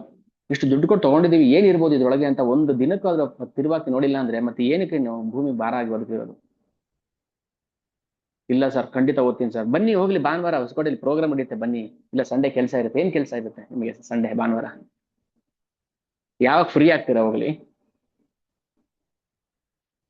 ಹ್ಮ್ ಪ್ರೋಗ್ರಾಮ್ ಇರುತ್ತೆ, ಬನ್ನಿ ಅಟೆಂಡ್ ಮಾಡಿ. ಪ್ರಸಾದ ಇರುತ್ತೆ, ಹೊಟ್ಟೆ ತುಂಬಾ ಪ್ರಸಾದ ಕೊಟ್ಟು ಕಳಿಸ್ತಾನೆ ಭಗವಂತ. ಏನ್ ಕಡಿಮೆ ಇದೆ? ಯಾಕೆ ಅಷ್ಟೊಂದು ತಾತ್ಸಾರ ಮಾಡ್ತೀರಿ ನೀವು? ಇಂಥ ಬುದ್ಧಿಗೆ ನಾವ್ ಏನ್ ಹೇಳ್ಬೇಕು ಅಲ್ವಾ? ಶೋನ ಅಲ್ಲಿ ಏನ್ ಸರ್ಕಸ್, ಜಂಬೋ ಸರ್ಕಸ್ ಅಲ್ಲಿ ಹೆಂಗಿದೆ ನೋಡ್ಕೊಂಡು ಹೋಗೋಣ ಅಂತ ಬರೋದಕ್ಕೆ 1 ದಿನ 2 ದಿನ. ನಮ್ ಲೈಫ್ ಇದೆಯಪ್ಪ, ನಮ್ ಜೀವನನೇ ಸಾಹಿತ್ಯ, ವೈದಿಕ ಸಾಹಿತ್ಯದಲ್ಲಿ ಇದೆ, ಭಾಗವತಂಲಿದೆ ನಮ್ ಜೀವನ. ಅದು ನೋಡಿ ನಾವು ಅರ್ಥ ಮಾಡ್ಕೋಬೇಕು. ಅದಕ್ಕೆ ಹೇಳೋದು, ಯಾಕೆ ಇದಿಷ್ಟು ಕಬ್ಬಿಣದ ಕಡಲೆ ಅಗೆಯಕ್ಕಾಗ್ತಲ್ಲ ನಮ್ಗೆ ಅಂದ್ರೆ ನಮ್ಮಲ್ಲಿ ದೋಷಗಳಷ್ಟಿದೆ. ಯಾರು ಉದ್ಧಾರ ಮಾಡಕ್ ಬರೋದಿಲ್ಲ ನಮಗೆ. ಯಾವ ಮನುಷ್ಯ, ಯಾವ ವ್ಯಕ್ತಿ, ಯಾವ ಗಂಡ ಹೆಂಡತಿ ಮಕ್ಕಳು ಉದ್ಧಾರ ಮಾಡಕ್ ಬರೋದಿಲ್ಲ. ಮಾಡದೆ ಭಗವಂತನೇ ಮಾಡ್ಬೇಕು. ಶೃಣುದೇವಿ ಪ್ರವಕ್ಷ್ಯಾಮಿ ತಾಮಸಾನಿ ಯಥಾಕ್ರಮಂ. ಏನ್ ಮಾಡದಪ್ಪ? ತಾಮಸ, ತಮೋಗುಣ, ಅಜ್ಞಾನ.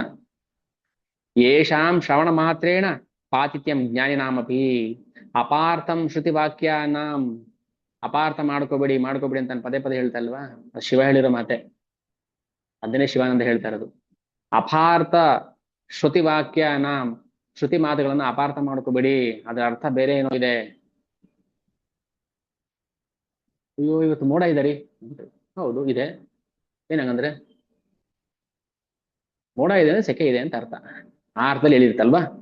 ಅಯ್ಯೋ ಇವತ್ತು ಮೋಡ, ಏನಂಗಂದ್ರೆ ಚೆನ್ನಾಗಿದೆ ರೀ ಮೋಡ, ಚೆನ್ನಾಗಿದೆ ಬೆಳಗಿದೆ. ಅದಲ್ಲ ಅದಲ್ಲ ಅಲ್ಲ, ಇವತ್ತು ಬಿಸಿಲಿದೆ ಅಂತ ಅರ್ಥ. ನೇರವಾಗಿ ಹೇಳ್ಬೋದಿತ್ತಲ್ಲ ನೀವು. ಮೋಡ ಇದೆ ಅಂತ ಹೇಗೆ ಹೇಳಿದ್ರಿ? ನನ್ ಕಾಣಿಸುತ್ತೆ ಮೋಡ ಇರೋದು. ಇವತ್ತು ಬಿಸಿಲಿದೆ, ಬಿಸಿಲು ನನ್ಗೆ ಗೊತ್ತಾಗುತ್ತೆ, ನೀವೇನ್ ಹೇಳ್ಬೇಕು? ಯಾವುದು ನೇರವಾಗಿ ಹೇಳೋದಿಲ್ಲ ಶಾಸ್ತ್ರ. ಅದು ಅದ್ರ ಹಿಂದೆ ಏನೋ ಒಂದು ರಹಸ್ಯ ಅರ್ಥ ಇರುತ್ತೆ. ಸ್ಮೃತಿಯಲ್ಲಿ ಅಥವಾ ಪುರಾಣಗಳಲ್ಲಿ, ಅದು ಭಗವದ್ಗೀತೆ, ಭಾಗವತಂ, ಯಾವುದೇ ತಗೊಳ್ಳಿ, ಆ ಅದರ ಅರ್ಥ ಬೇರೆ ಏನೋ ಇರುತ್ತೆ, ನಮ್ಗೆ ಅರ್ಥ ಆಗೋದಿಲ್ಲ. ಅಪಾರ್ಥಂ ಶ್ರುತಿವಾಕ್ಯ ನಾಂ ದರ್ಶಯ ಲೋಕಗರ್ಹಿತಂ.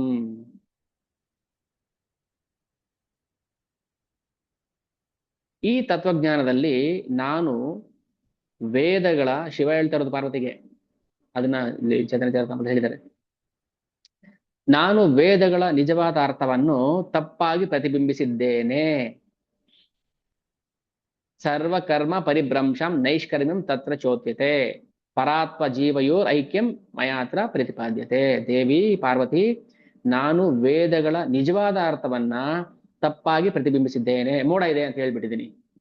ಜನ ಮೋಡ ಇದೆ ಮೋಡ ಇದೆ ಅಂತ ಬಾಯ್ ಬಿಟ್ಕೊಂಡು ನೋಡ್ತಾ ಇದಾರೆ. ಆದ್ರೆ ಅದರ ಹಿಂದಿನ ಅರ್ಥ ನಾನು ರಹಸ್ಯವಾಗಿ ವರ್ಣಿಸಿದ್ದೇನೆ. ಜನಗಳಿಗೆ ಅರ್ಥ ಆಗೋರ್ಗೆ ಅರ್ಥ ಆಗುತ್ತೆ. ಅದಕ್ಕೆ ಅರ್ಥ ಮಾಡ್ಕೊಳ್ಳೋರ್ಗೆ ಅಷ್ಟೇ ಅರ್ಥ ಆಗುತ್ತೆ. ಆದ್ರೆ ಅರ್ಥ ಆಗದಿರೋರು ದಯವಿಟ್ಟು ಅಪಾರ್ಥ ಮಾಡ್ಕೋಬೇಡಿ.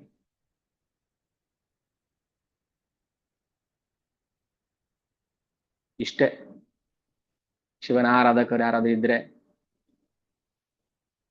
ಅಥವಾ ಶಂಕರಾಚಾರ್ಯ ಫಾಲೋವರ್ಸ್ ಇದ್ರೆ ಅಪಾರ್ಥ ಮಾಡ್ಕೋಬೇಡಿ. ಶಂಕರಾಚಾರ್ಯ ಅವ್ರು ಯಾವತ್ತೂ ತಪ್ಪು ಅಂತ ಹೇಳ್ತಾರೆ. ಯಾವ ಪ್ರಭುಪಾದರು ಕೂಡ ಅವ್ರನ್ನ ತಪ್ಪು ಅಂತ ಹೇಳಿಲ್ಲ. ಅವರ ಪ್ರತಿಪಾದನೆಯನ್ನ, ಅವರ ಮಾತನ್ನ ತಪ್ಪಾಗಿ ಅರ್ಥ ಮಾಡ್ಕೊಂಡು ತಪ್ಪು ದಾರಿಗೆ ಹೋಗ್ತಾ ಇದಾರೆ ಅಷ್ಟೇ. ಆಮೇಲೆ ಹೇಳ್ತಾರೆ, ಕರ್ಮದಿಂದ ಮುಕ್ತಿಯನ್ನ ಪಡೆಯಲು ಎಲ್ಲಾ ಚಟುವಟಿಕೆಗಳನ್ನ ತೊರೆಯಬೇಕು. ಆಗತ್ತಾ ಹಂಗೆ? ಆದ್ರೆ ನಮ್ಮ ಫಿಲಾಸಫಿ ಏನ್ ಹೇಳುತ್ತೆ ಗೊತ್ತಾ? ಚೈತನ್ಯ ಮಹಾಪ್ರಭು ಹೇಳ್ತಾರೆ, ಯಾವ ಕರ್ಮವನ್ನು ನೀವು ತೊರಿಬಾರದು, ಅದನ್ನ ಭಗವಂತನಿಗೋಸ್ಕರ ಮಾಡಬೇಕು, ಅಷ್ಟೇ ವ್ಯತ್ಯಾಸ. ಯಾರು ಕರ್ಮ ಸನ್ಯಾಸಿ ಮಾಡಿ ಅಂತ ಹೇಳ್ತಾ ಇಲ್ಲ. ಕರ್ಮ ಸನ್ಯಾಸಿ ಮಾಡಬಾರ್ದು. ಪ್ರಭುಪಾದ ಖಡಕ್ ಆಗಿ ಹೇಳ್ತಾರೆ. ಯಾಕೆ ಕೂತಿದ್ದೀರಾ ನೀವು? ಕರ್ಮ ಸನ್ಯಾಸ ಮಾಡೋಂಗಿಲ್ಲ. ಇಲ್ಲ ಪ್ರಭುಪಾದ ಇವತ್ತು ಏಕಾದಶಿ ಅಲ್ವಾ, ಸುಸ್ತಾಗುತ್ತೆ. ಏಕಾದಶಿ ತಾನೆ, ಇವತ್ತು ಅನುಕಲ್ಪ ಪ್ರಸಾದ ತಿನ್ನಿ, ಹೋಗಿ ಸೇವೆ ಮಾಡಿ. ಯಾರು ಕೃಷ್ಣ ಹೇಳದ್ನ ಕೈ ಕೊಟ್ಕೊಂಡು ಕೂತ್ಕೊಂತ? ಇಲ್ಲ, ಹೋಗ್ಬೇಕು, ಆಚೆ ಬರ್ಬೇಕು, ಸೇವೆ ಮಾಡ್ಬೇಕು. ಯಾವ ಕರ್ಮವನ್ನು ಬಿಡಬಾರ್ದು, ಕರ್ಮ ಸನ್ಯಾಸ ಮಾಡಬಾರ್ದು. ಆ ಕರ್ಮವನ್ನ ಭಗವಂತನ ಸೇವೆಗೆ ಬೆಳೆಸ್ಬೇಕು. ಯಾವ್ದನ್ನು ಬಿಡಬಾರ್ದು. ಏನ್ ಬರುತ್ತೆ ಎಲ್ಲ ಸ್ವೀಕಾರ ಮಾಡ್ಬೇಕು. ಅದನ್ನ ಭಗವಂತನಿಗೆ ಅರ್ಪಣೆ ಮಾಡ್ಬೇಕು. ಯಾವ್ದನ್ನ ಬೇಡ ಅಂತ ಹೇಳ್ತೀರಿ? ಬೇಡ ಬೇಡ ಬೇಡ ಬೇಡ, ಏನು ಬೇಡ? ಯಾಕೆ ಬೇಡ ಅಂತ ಹೇಳಿದ್ರೆ, ಬೇಕು ಬೇಕು ಅಂತ ಹೇಳಬೇಕು, ಬೇಡ ಅಂತ ಹೇಳಬಾರ್ದು. ಅದನ್ನ ಭಗವಂತನ ಸೇವೆ ತೊಡಗಿಸ್ಬೇಕು ಅಷ್ಟೇ. ನೋಡಿ, ತತ್ವ ಹೇಗೆ ಸ್ವಲ್ಪ ಸ್ವಲ್ಪ ಮಾಡಿಫೈ ಆಗುತ್ತೆ. ಅಯ್ಯೋ ನಾವು ಸನ್ಯಾಸಿಗಳ್ರಿ, ನಮ್ಗೇನ್ಗೆ, ನಮ್ ಗುರು ಮಾಡಿರ್ತಾರೆ, ನಾನು ಸನ್ಯಾಸಿ, ನನಗೆ ದುಡ್ಡು ಬೇಕು. ಯಾಕೆ? ನನಗಲ್ಲ, ಕೃಷ್ಣ ಸೇವೆಗೆ. ನಾನು ತಗೊಂಡೋಗ್ತೀನ, ತಿನ್ನೋದು ಒಂದು ಊಟ ಅಷ್ಟೇನೆ, ಪ್ರಸಾದ. ಅದೇನು ದುಡ್ಡು ಬೇಕು ನನಗೆ, ನಿಮ್ ಸೇವೆ ಬೇಕು, ನಿಮ್ಮ ಶ್ರಮದಾನ ಬೇಕು, ಎಲ್ಲ ಬೇಕು ನನಗೆ. ಆದ್ರೆ ಭಗವಂತನ ಸೇವೆಗೆ ಸನ್ಯಾಸಿಗಳು ಯಾವುದನ್ನು ತೊರಿಬಾರ್ದು. ಅದನ್ನ ಹೇಳ್ತಾರೆ, ಅದು ಶಂಕರಾಚಾರ್ಯ ಹೇಳಿದೆ ಅಂದ್ರೆ, ಕರ್ಮ ಸ್ವರೂಪ ತ್ಯಾಜ್ಯತ್ವಂ ಅತ್ರ ಚ ಪ್ರತಿಪಾದ್ಯತೆ. ನಾನು ಕರ್ಮವನ್ನು ಬಿಡಬೇಕು ಅಂತ ಪ್ರತಿಪಾದನೆ ಮಾಡಿದೆ. ಆದ್ರೆ ಈ ಮಾಯಾವಾದಿ ತತ್ವಶಾಸ್ತ್ರದಲ್ಲಿ ಜೀವಾತ್ಮ ಮತ್ತು ಪರಮಾತ್ಮರನ್ನ ಒಬ್ಬರೇ ಎಂದು ನಾನು ವರ್ಣಿಸಿದ್ದೇನೆ. ಹೌದಾ? ಅದ್ವೈತ ಅಂದ್ರೇನು? ಎರಡಿಲ್ಲ, ನಾನ್ ಡ್ಯುಯಾಲಿಟಿ. ಬಟ್ ನಾವು ನಾನ್ ಡ್ಯುಯಾಲಿಟಿ ಒಪ್ಪೋದಿಲ್ಲ. ಇಬ್ಬರಿದ್ದಾರೆ, ಜೀವಾತ್ಮ ಬೇರೆ ಪರಮಾತ್ಮ ಬೇರೆ. ಅದ ಹೇಗೆ ಜೀವಾತ್ಮ ಮತ್ತೆ ಪರಮಾತ್ಮ ಒಂದೇ? ಅದೇ ಮಾಯವಾದ. ನಾನು ಜೀವಾತ್ಮ, ನಾನು ಪ್ರಮೋಷನ್ ತಗೊಂಡು ನಾನು ಪರಮಾತ್ಮ ಆಗ್ಬಿಡ್ತೀನಿ. ಆಗ್ತೀವಾ ನಾವು? ಈಗ ಒಂದು ಗೌರ್ಮೆಂಟ್ ಹಾಸ್ಪಿಟ್ಲಿಗೆ ಅಟೆಂಡರ್, ನರ್ಸ್, ಅವನಿಗೆ 10 ವರ್ಷ ಎಕ್ಸ್ಪೀರಿಯನ್ಸ್ ಆಯ್ತು, ಡಾಕ್ಟರ್ ಆಗ್ತಾನ? ಆಗ್ತಾನೆ ಡಾಕ್ಟರ್? ಆಪರೇಷನ್ ಮಾಡ್ಬೋದಾ? ಇಲ್ಲ, ಪ್ರಮೋಷನ್ ತಗೊಂಡು ಡಾಕ್ಟರ್ ಹೆಂಗ್ ಆಗ್ತಾನೆ? ಪ್ರಮೋಷನ್ ತಗೊಂಡು ಡಾಕ್ಟರ್?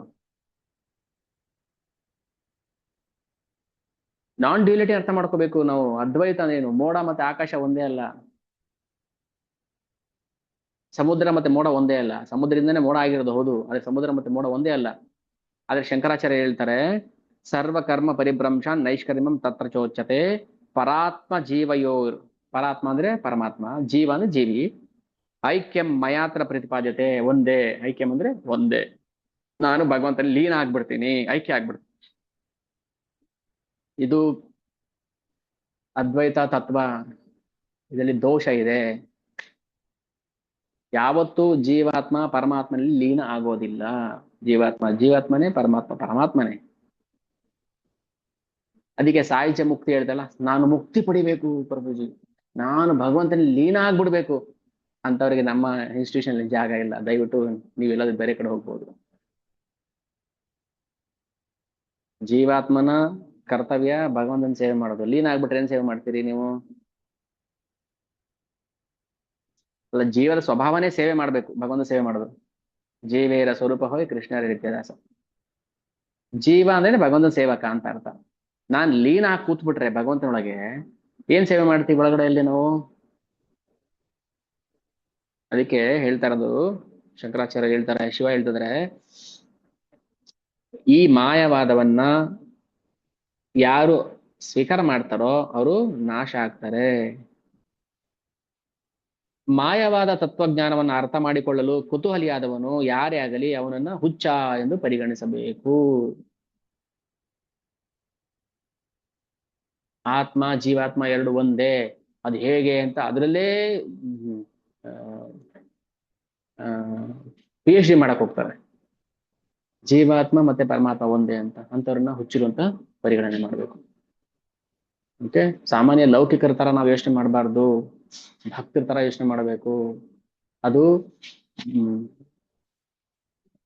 ಥ್ರೂ ಪ್ರಾಪರ್ ಚಾನಲ್, ಗುರುವಿನ ಮೂಲಕ, ಪರಂಪರಾಗತವಾಗಿ ಬಂದಿರುವಂತ ಗುರುವಿನ ಮೂಲಕ ನಾವು ಅರ್ಥ ಮಾಡ್ಕೋಬೇಕು. ಅದಕ್ಕೆ ದೇವರು ಮತ್ತೆ ಜೀವಾತ್ಮ ಇಬ್ರು ಒಂದೇ ಅಂತ ಯಾರು ಭಾವಿಸ್ತಾರೋ ಅಂತ ತತ್ವಜ್ಞಾನವನ್ನ ಯಾರು ಕೂಡ ಒಪ್ಪಬಾರದು, ಅದನ್ನ ಸಹಿಸ್ಕೋಬಾರದು. ಯಾರ ಮುಂದೆ ಆದ್ರೂ ಬಂದು ಬ್ರಹ್ಮ ನಾನು ಭಗವಂತ ಲೀನ ಆಗ್ತೀನಿ ಅಂತ ಯಾರು ಬಂದ್ರೆ ಅದನ್ನ ಸಹಿಸ್ಕೋಬಾರದು, ಅದನ್ನ ಖಂಡಿಸ್ಬೇಕು. ಅದಕ್ಕೆ ಹೇಳುದು, ಭಗವಂತನ ದ್ವೇಷಗಳ, ಭಕ್ತರ ದ್ವೇಷಗಳನ್ನ ನಾವು ಸಹಿಸಬಾರದು. ಯಾರು ಶಾಸ್ತ್ರವನ್ನ ತಿರಸ್ಕಾರ ಮಾಡ್ತಾರೆ, ಎಂತ ಶಾಸ್ತ್ರ ಸಹಿಸಬಾರದು. ಇದಕ್ಕೆ ಮುಂದಿನ ಶ್ಲೋಕದಲ್ಲಿ ಹೇಳ್ತಾರೆ, ಬ್ರಹ್ಮ ಶಬ್ದೇ ಮುಖ್ಯ ಅರ್ಥೆ ಕಹೆ ಭಗವಾನ್ ಚಿತ್ ಐಶ್ವರ್ಯ ಪರಿಪೂರ್ಣ ಅನುರುದ್ಧ ಸಮಾನ. ಪರೋಕ್ಷ ಅರ್ಥ ಆಯ್ತು. ನೇರವಾದ ಅರ್ಥ ಏನು? ಮುಖ್ಯ ಅರ್ಥ ಮೋಡ ಇದೆ ಅಂದ್ರೆ ನಿಜವಾದ ಅರ್ಥ ಬಿಸಿಲಿದೆ. ಬಿಸಿಲಿದೆ ಅಂತ ಹೇಳಕ್ ಹೋಗಿ ಮೋಡ ಇದೆ ಅಂತ ಹೇಳಿದ್ದಾರೆ ಅಷ್ಟೇ. ಸೆಕೆ, ಈಗ ಮೋಡ ಇದ್ರೆ ಸೆಕೆ ಆಗುತ್ತೆ ಅಲ್ವಾ, ಮೋಡ ಇಲ್ಲ ಅಂದ್ರೆ ಚಳಿ ಆಗುತ್ತೆ. ಇವತ್ತು ಮೋಡ ಇಲ್ಲ ಅಂದ್ರೆ ಚಳಿ ಆಗುತ್ತೆ ಅಂತ. ಈಗ ಸಾಮಾನ್ಯವಾಗಿ ಚಳಿಗಾಲದ ಟೈಮಲ್ಲಿ ನೋಡಿ ಮೋಡ ಕ್ಲಿಯರ್ ಆಗಿರುತ್ತೆ. ಅವಾಗ ಅಂದ್ರೆ ಅರ್ಥ ಅರ್ಥ ಬರೋ ತರ ಅದನ್ನ ಹೇಳ್ತಾರಲ್ವಾ. ಅದ್ರ ಮುಖ್ಯ ಅರ್ಥ ಏನು?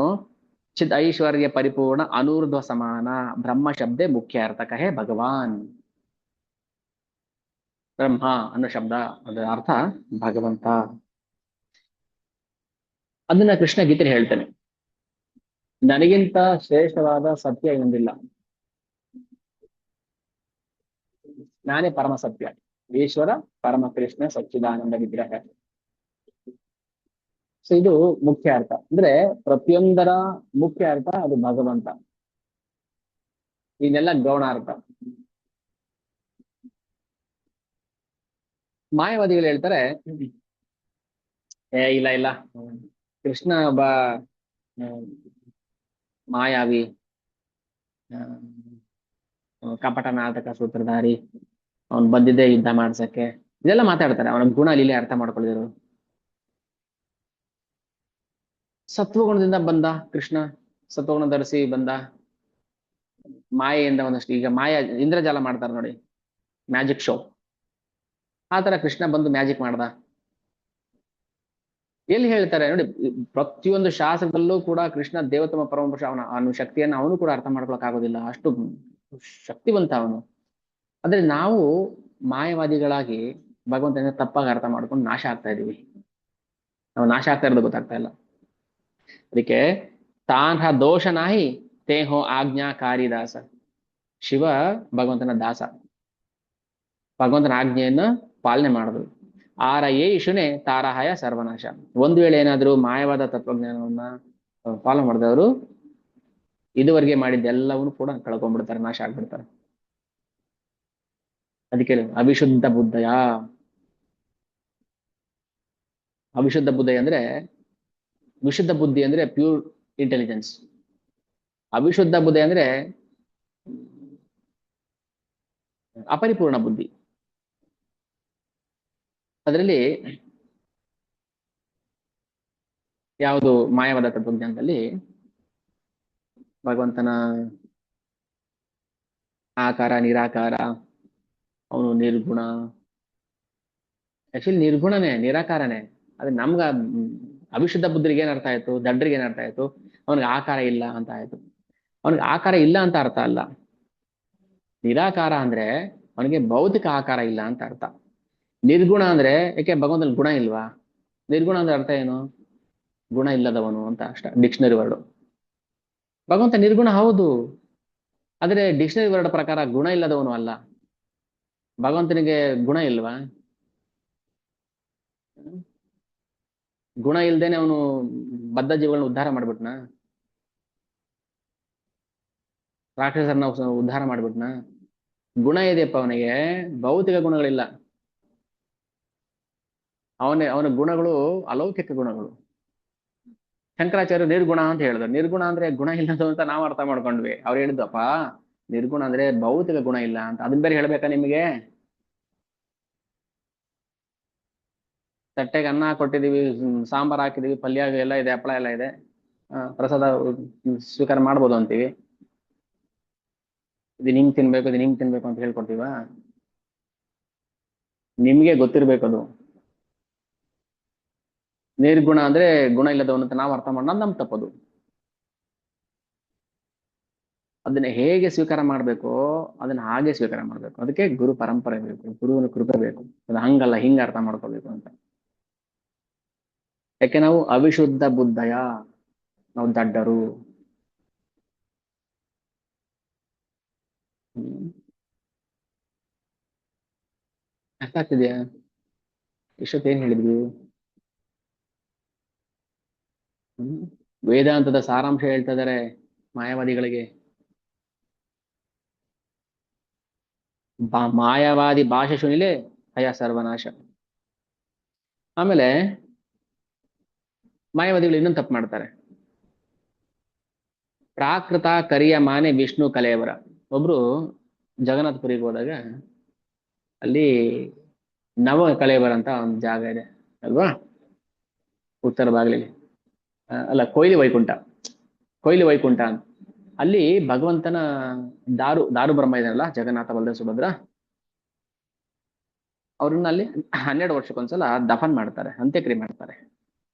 ಯಾರೋ ಒಬ್ರು ಕೇಳಿದ್ರು ನನಗೆ, ಅಲ್ಲ ಭಗವಂತನ ನೋಡಕ್ಕೆ ದೇವತೆಗಳೆಲ್ಲ ಬರ್ತಾರೆ ಅಂತ ಹಂಗೆ ಹಿಂಗೆ ಎಲ್ಲ ಹೇಳ್ಬಿಟ್ರಿ, ಈಗ ಭಗವಂತನು ಕೂಡ ನಮ್ಗೆ ಪದ ಹೇಳಕ್ಕೆ ಬೇಜಾರಾಗುತ್ತೆ ಪ್ರಭುಜಿ, ಭಗವಂತನು ಕೂಡ ಅಂತ್ಯ ಸಂಸ್ಕಾರ ಮಾಡ್ತಾರಾ ಅಂತ ಹೇಳಿದ್ರು.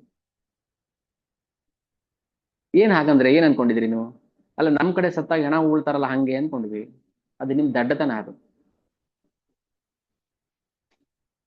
ಈಗ ಭಗವಂತನಿಗೆ ಪ್ರಾಕೃತ ಶರೀರ ಇದೆಯಾ? ನಮಗೆ ರಕ್ತ ಮೂಳೆ ಮಾಂಸ ಇರುವಂತ ಶರೀರ ನಮ್ದು.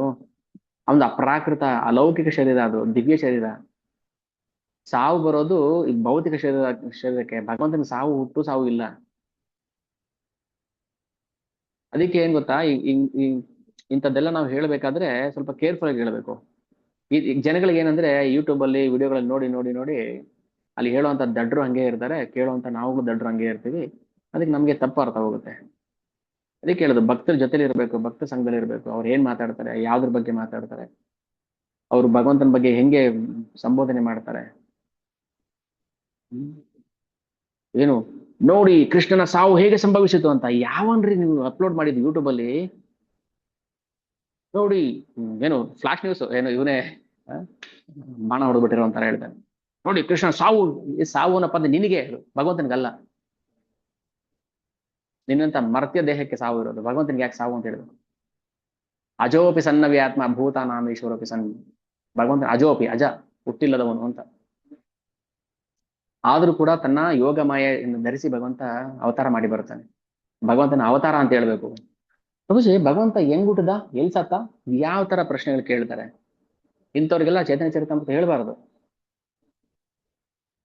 ಅದಕ್ಕೆ ಫಸ್ಟ್ ಕೃಷ್ಣ ಯಾರು, ಭಗವಂತ ಅಂದ್ರೆ ಯಾರು ಅಂತ ನಾವು ಅರ್ಥ ಮಾಡ್ಕೋಬೇಕು. ಭಗವಂತನಿಗೆ ನಮ್ಮ ತರ ಶರೀರ ಇಲ್ಲ, ಅವನಿಗೆ ಕೈ ಕಟ್ ಮಾಡಿದ್ರೆ ರಕ್ತ ಬರೋದಿಲ್ಲ. ಆದ್ರೂ ಲೀಲೆ ಮಾಡ್ತಾನೆ, ಯಾರಿಗೋಸ್ಕರ ಮಾಡ್ತಾನೆ? ನಾನು ನಿಮಗೆ ಒಬ್ಬ ಅಂತ ತೋರ್ಸಕ್ಕೋಸ್ಕರ. ಯಾರಿಗ್ ಗೊತ್ತಾಗುತ್ತೆ ಭಗವಂತ ದಿವ್ಯ ಪುರುಷ ಅಂತ, ಅವ್ರಿಗಷ್ಟೇ ತೋರಿಸ್ತಾನೆ ಭಗವಂತ. ಪ್ರಾಕೃತ ಕರಿಯಮಾನೆ ವಿಷ್ಣು ಕಲೇವರ. ಕಲೇವರ ಅಂದ್ರೆ ದೇಹ. ಭಗವಂತನ ಶರೀರ ಪ್ರಾಕೃತ ಅಲ್ಲ. ವಿಷ್ಣುನಿಂದ ಆರನಾಹಿ ಈ ಹಾರ ಉಪರ. ಯಾರಾದ್ರೂ ಭಗವಂತನಿಗೆ ಶರೀರ ಇಲ್ಲ, ಗುಣ ಇಲ್ಲ ಅಂತ ಹೇಳಿದ್ರೆ ಅದಕ್ಕಿಂತ ದೊಡ್ಡ ನಿಂದನೆ ಇನ್ನೊಂದಿಲ್ಲ. ಅದಕ್ಕೆ ಮಾಯಾವಾದಿಗಳು ಭಗವಂತನ ದೊಡ್ಡ ದ್ವೇಷಿಗಳು, ಶಂಕರಾಚಾರ್ಯರ ಅನುಯಾಯಿಗಳು ಭಗವಂತನ ದೊಡ್ಡ ದ್ವೇಷಿಗಳು ಅಷ್ಟೇ. ಯಾರು ಯಾರು ಭಗವಂತನ ಅರ್ಥ ಮಾಡ್ಕೊಂಡಿಲ್ವೋ ಅವರು. ಶಂಕರಾಚಾರ್ಯವರು ಬಂದಿದ್ದು ಎಲ್ಲರೂ ನಾಶ ಮಾಡಕ್ಕಲ್ಲ, ಯಾರು ಭಗವಂತನ ತಿರಸ್ಕಾರ ಮಾಡ್ತಾರೋ ಅವ್ರನ್ನ ನಾಶ ಮಾಡಕ್ಕೋಸ್ಕರ.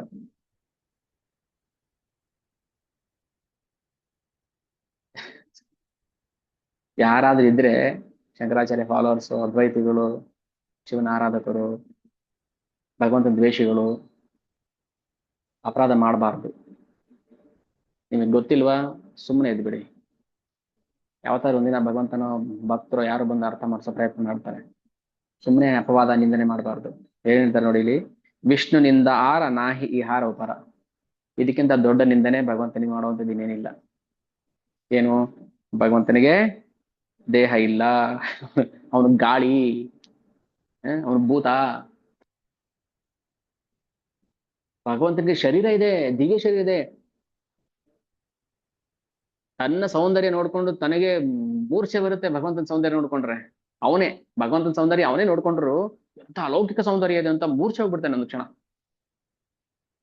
ಅಂತ ಸುಂದರವಾದ ಶರೀರ ಇಟ್ಕೊಂಡಿದ್ದಾನೆ, ನೀವು ಶರೀರ ಇಲ್ಲ, ರೂಪ ಇಲ್ಲ ಅಂತ ಹೇಳ್ತಿರಲ್ಲ, ಮಾಯವಾದ ಅಂತಿರಲ್ಲ ನೀವು.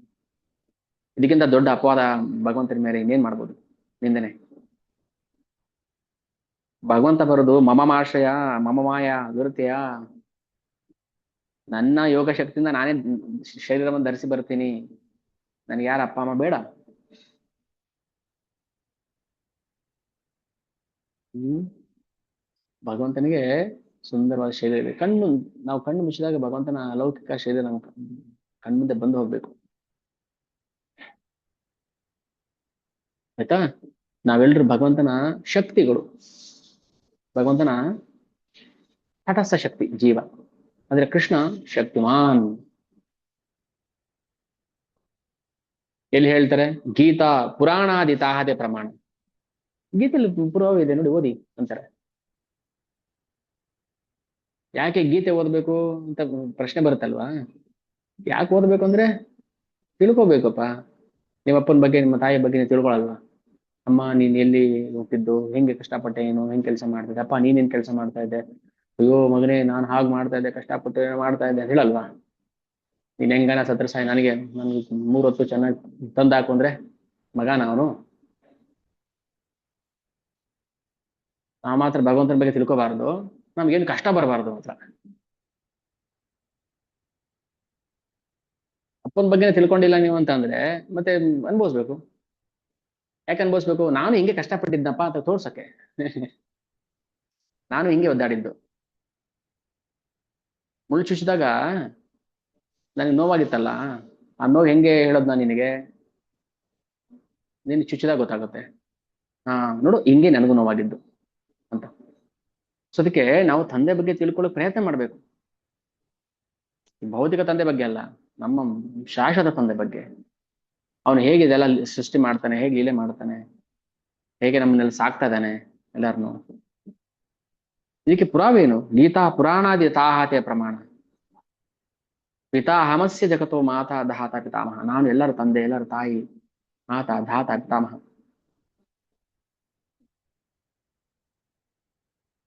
ಪ್ರತಿಯೊಂದಕ್ಕೂ ಪ್ರಮಾಣೀಕರಿಸಿ ನೋಡ್ಬೇಕು ನಾವು.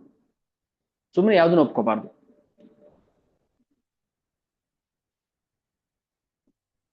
ಅರ್ಜುನಿಗೆ ಎರಡು ಶಕ್ತಿ ಬಗ್ಗೆ ಕೃಷ್ಣ ಹೇಳ್ತಾನೆ. ಒಂದು ಪರ ಮತ್ತೆ ಅಪರಾಶಕ್ತಿ. ಅಂದ್ರೆ ಒಂದು ಜೀವ, ಅದು ಪರಾಶಕ್ತಿ. ಇನ್ನೊಂದು ಭೌತಿಕ ಇಂದ್ರಿಯಗಳು, ಜಡ ವಸ್ತುಗಳು, ಪಂಚಭೂತಗಳು. ಅದಕ್ಕೆ ಶರೀರ ಮತ್ತೆ ಆತ್ಮ ಒಂದೇ ಸ್ತರದಲ್ಲಿ ಇಲ್ಲ, ಎರಡು ಒಂದೇ ಅಲ್ಲ. ಶರೀರ ಬೇರೆ, ಆತ್ಮ ಬೇರೆ. ಆತ್ಮ ಪರಾಶಕ್ತಿ, ಶರೀರ ಸತ್ತೋಗುವಂಥದ್ದು, ನಾಶ ಆಗುವಂಥದ್ದು ಅಪರಾಶಕ್ತಿ. ಆದ್ರೆ ಕೃಷ್ಣ ಹಾಗಲ್ಲ, ಭಗವಂತ ಹಾಗಲ್ಲ. ನೋಡಕ್ಕೆ ದೇಹದಾರಿ ತರ ಕಾಣಿಸ್ತಾನೆ, ಆದ್ರೆ ಅವನ ದೇಹ ನಮ್ಮ ಹಾಗೆ ಭೌತಿಕ ಶರೀರ ಅಲ್ಲ.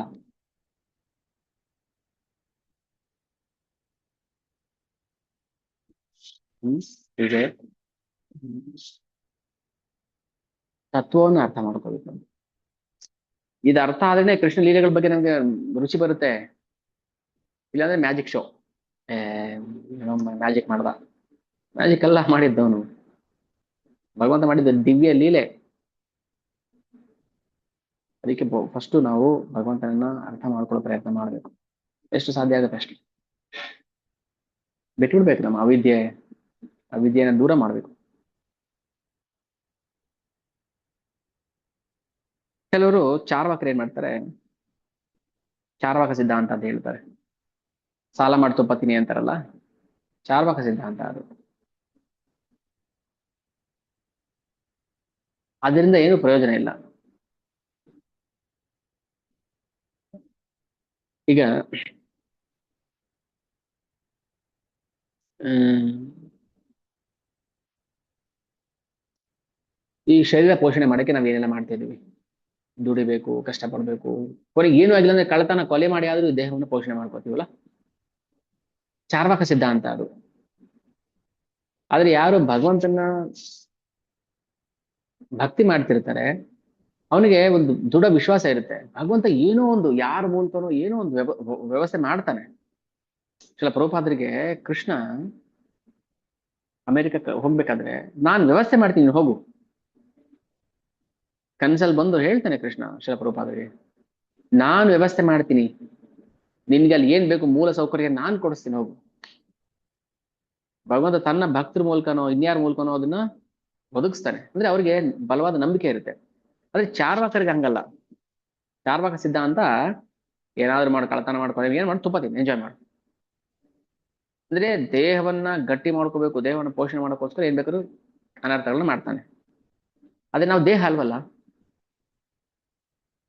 ನಾ ಹನ್ಯತೆ ಹನ್ಯಮಾನೇ ಶರೀರೆ. ಈ ದೇಹ ಸತ್ರು ಕೂಡ ಒಳಗಡೆ ಜೀವ ನಾಶ ಆಗೋದಿಲ್ಲ ಅಲ್ವಾ.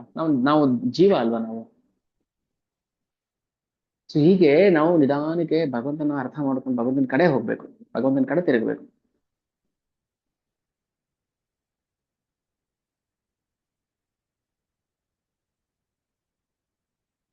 ಇಲ್ಲಾಂದ್ರೆ ನಾವು ಭಗವಂತನಿಗೆ ಅಪರಾಧ ಮಾಡ್ತಿದೀವಿ.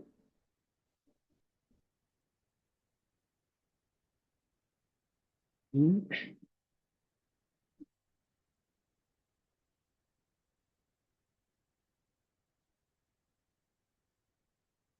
ಓಕೆ, ಸಾಕಾಯ್ತು. ಇನ್ನೊಂದು ಶ್ಲೋಕದಲ್ಲಿ ಪರಿಣಾಮವಾದೆ ಈಶ್ವರ ಹಯೇನ ವಿಕಾರಿ ಏತ ಕೈ ವಿವರ್ತ ವಾದ ಸ್ಥಾಪನ ಏಕರಿ.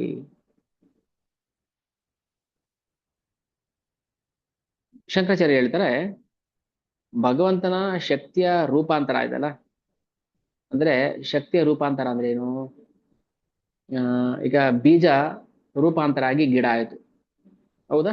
ಬೀಜನೇ ತಾನೇ ಗಿಡ ಆಗಿದ್ದು. ರೂಪಾಂತರ ಆಗಿ ಗಿಡ ಆಯ್ತು. ಈಗ ಬೀಜ ಇಲ್ಲ ಅಂತ ಹೇಳಕ್ಕಾಗತ್ತಾ? ನಮ್ಗೆ ಕಣ್ಣು ಕಾಣಿಸಲ್ಲ ಅಷ್ಟೇ. ಬೀಜನೇ ಈಗ ಗಿಡ ಆಗಿರೋದು. ಬೀಜದ ಸಾರಾಂಶ ಏನಂದ್ರೆ ಗಿಡ ಆಗಿದೆ ಅಷ್ಟೇನೆ. ಇದು ಶಕ್ತಿಯ ರೂಪಾಂತರ. ಆದ್ರೆ ಕೃಷ್ಣ ಪರಮ ಸತ್ಯ, ಅವನಿಂದ ಏನೆಲ್ಲ ರೂಪಾಂತರ ಆಗಿದೋ ಅದೆಲ್ಲ ಅವನೇ. ಭಗವಂತ ಪರಮ ಸತ್ಯ. ಬೀಜ ಹೇಗೆ ಸತ್ಯ ಗಿಡಕ್ಕೆ, ಬೀಜ ಇಲ್ಲದೆ ಗಿಡ ಬಂದ್ಬಿಡುತ್ತಾ? ಆದ್ರೆ ಈಗ ಬೀಜ ಕಾಣ್ತಾ ಇಲ್ಲ. ವ್ಯಕ್ತಿ ಏನಾದ್ರೂ ಇಲ್ಲ ಇಲ್ಲ ಕೃಷ್ಣನಿಗೆ ರೂಪ ಇರ್ಲಿಲ್ಲ, ಆಮೇಲೆ ರೂಪ ಬಂತು, ಇಲ್ಲ ಇಲ್ಲ ಬೀಜ ಇರ್ಲಿಲ್ಲ ರೀ, ಬೀಜ ನಾವು ನಂಬೋದಿಲ್ಲ, ಗಿಡ ಹಂಗೆ ತಾನಾಗ್ತಾನೆ ಬಂದ್ಬಿಟ್ಟಿದೆ, ಭೂಮಿಗೆ ಹಾಕಿದ್ವಿ ಅದು ಬಂದ್ಬಿಡ್ತು ಗಿಡ. ಇದು ಮಾಯವಾದ ಫಿಲಾಸಫಿ. ಇಲ್ಲ, ಕೃಷ್ಣ ಅವ್ಯಕ್ತಂ ವ್ಯಕ್ತಿಮಾಪನ್ನಂ ಮನ್ಯಂತೆ ಮಾಮ ಬುದ್ಧಯ ಪರಂ ಭಾವ ಮಜಾನಂತ ಮಾಮ ಭೂತ ಮಹೇಶ್ವರಂ. ಕೃಷ್ಣ ಹೇಳ್ತಾನೆ, ಅಲ್ಲ ಇಂಥ ಮೂರ್ಖರಿಗೆ ಬೀಜ ಇದೆ ಅನ್ನೋದು ಗೊತ್ತಿಲ್ಲ, ನಾನು ಎಲ್ಲದಕ್ಕೂ ಬೀಜಂ ಆದಿಂ ಅವ್ಯಯಂ, ಅಹಂ ಬೀಜ ಪ್ರದಾಪಿತಾ ತಾಸಾ ಬ್ರಹ್ಮ ಮಹಾದ್ಯೋನಿರ್ ಅಹಂ ಬೀಜ ಪ್ರದಾಪಿತ. ಕೃಷ್ಣ ಗೀತೆ ಹೇಳಲ್ವಾ, ಅಹಂ ಬೀಜ ಪ್ರದಾಪಿತ, ಎಲ್ಲದರ ಹುಟ್ಟಿಗೆ ನಾನು ಕಾರಣ, ನಾನು ಎಲ್ಲರ ತಂದೆ. ಈಗ ನನ್ನೇನೆ ಇಲ್ಲ ಅಂತೀರ, ಮತ್ತೆ ಅಪ್ಪ ಇಲ್ದೆ ಹುಟ್ಟಿದ್ರ ನೀವು? ಅಪ್ಪ ಇಲ್ದೆ ಜಗತ್ತು ಹುಟ್ಟುತ್ತಾ? ತಾಸಾ ಬ್ರಹ್ಮ ಮಹಾದ್ಯೋನಿರ್ ಅಹಂ ಬೀಜ ಪ್ರದಾಪಿತ. ಮಾಯವಾದ ಫಿಲಾಸಫಿ. ಅದಕ್ಕೆ ಮಾಯವಾದ ಫಿಲಾಸಫಿನ ನಾವು ಶ್ರವಣ ಮಾಡೋದೇ ಬೇಡ, ಫಾಲೋ ಮಾಡೋದಿರ್ಲಿ, ಅದನ್ನ ಶ್ರವಣ ಮಾಡೋದೇ ಬೇಡ, ಬೇಕಾಗಿಲ್ಲ ನಮ್ಗೆ. ನಮ್ಗೆ ವೈಷ್ಣವ ಸಿದ್ಧಾಂತ ಇದೆ, ಭಗವದ್ಗೀತಾ ಇದೆ, ಭಾಗವತಂ ಇದೆ, ಇದಕ್ಕಿಂತ ಇನ್ನೇನ್ ಬೇಕು? ಸ್ಪಷ್ಟವಾಗಿ ಕಣ್ಣು ಮುಂದೆ ಕಾಣೋತರ ಭಗವಂತ ಅದನ್ನ ವರ್ಣನೆ ಮಾಡಿದ್ದಾನೆ ಭಾಗವತಮಲ್ಲಿ. ಗೀತೆಯಲ್ಲಿ ಭಗವಂತ 700 ಸೂತ್ರಗಳ ತರ ಕೊಟ್ಟಿದ್ದಾನೆ, ಪ್ರತಿ ಒಂದೊಂದು ಶ್ಲೋಕನು ಒಂದೊಂದು ಮಹತ್ ಗ್ರಂಥ. ಅದಕ್ಕೆ ಹೇಳುದು ಒಂದೊಂದು ಶ್ಲೋಕ ಆದ್ರೂ ಓದಿ ಓದಿ ಓದಿ ಓದಿ ಅಂತ. ಇಲ್ಲಾಂದ್ರೆ ಹೇಗಿರುತ್ತೆ ನಮ್ಮ ಜೀವನ ಊಹೆ ಮಾಡ್ಕೊಳ್ಳಿ. ಪ್ರಾಣಿನ ಒಂದೇ, ನಾವು ಒಂದೇ. ಏನು ವಿಶೇಷ ಏನಿದೆ ಹೇಳಿ ನೋಡೋಣ ಹಾಗಾದ್ರೆ.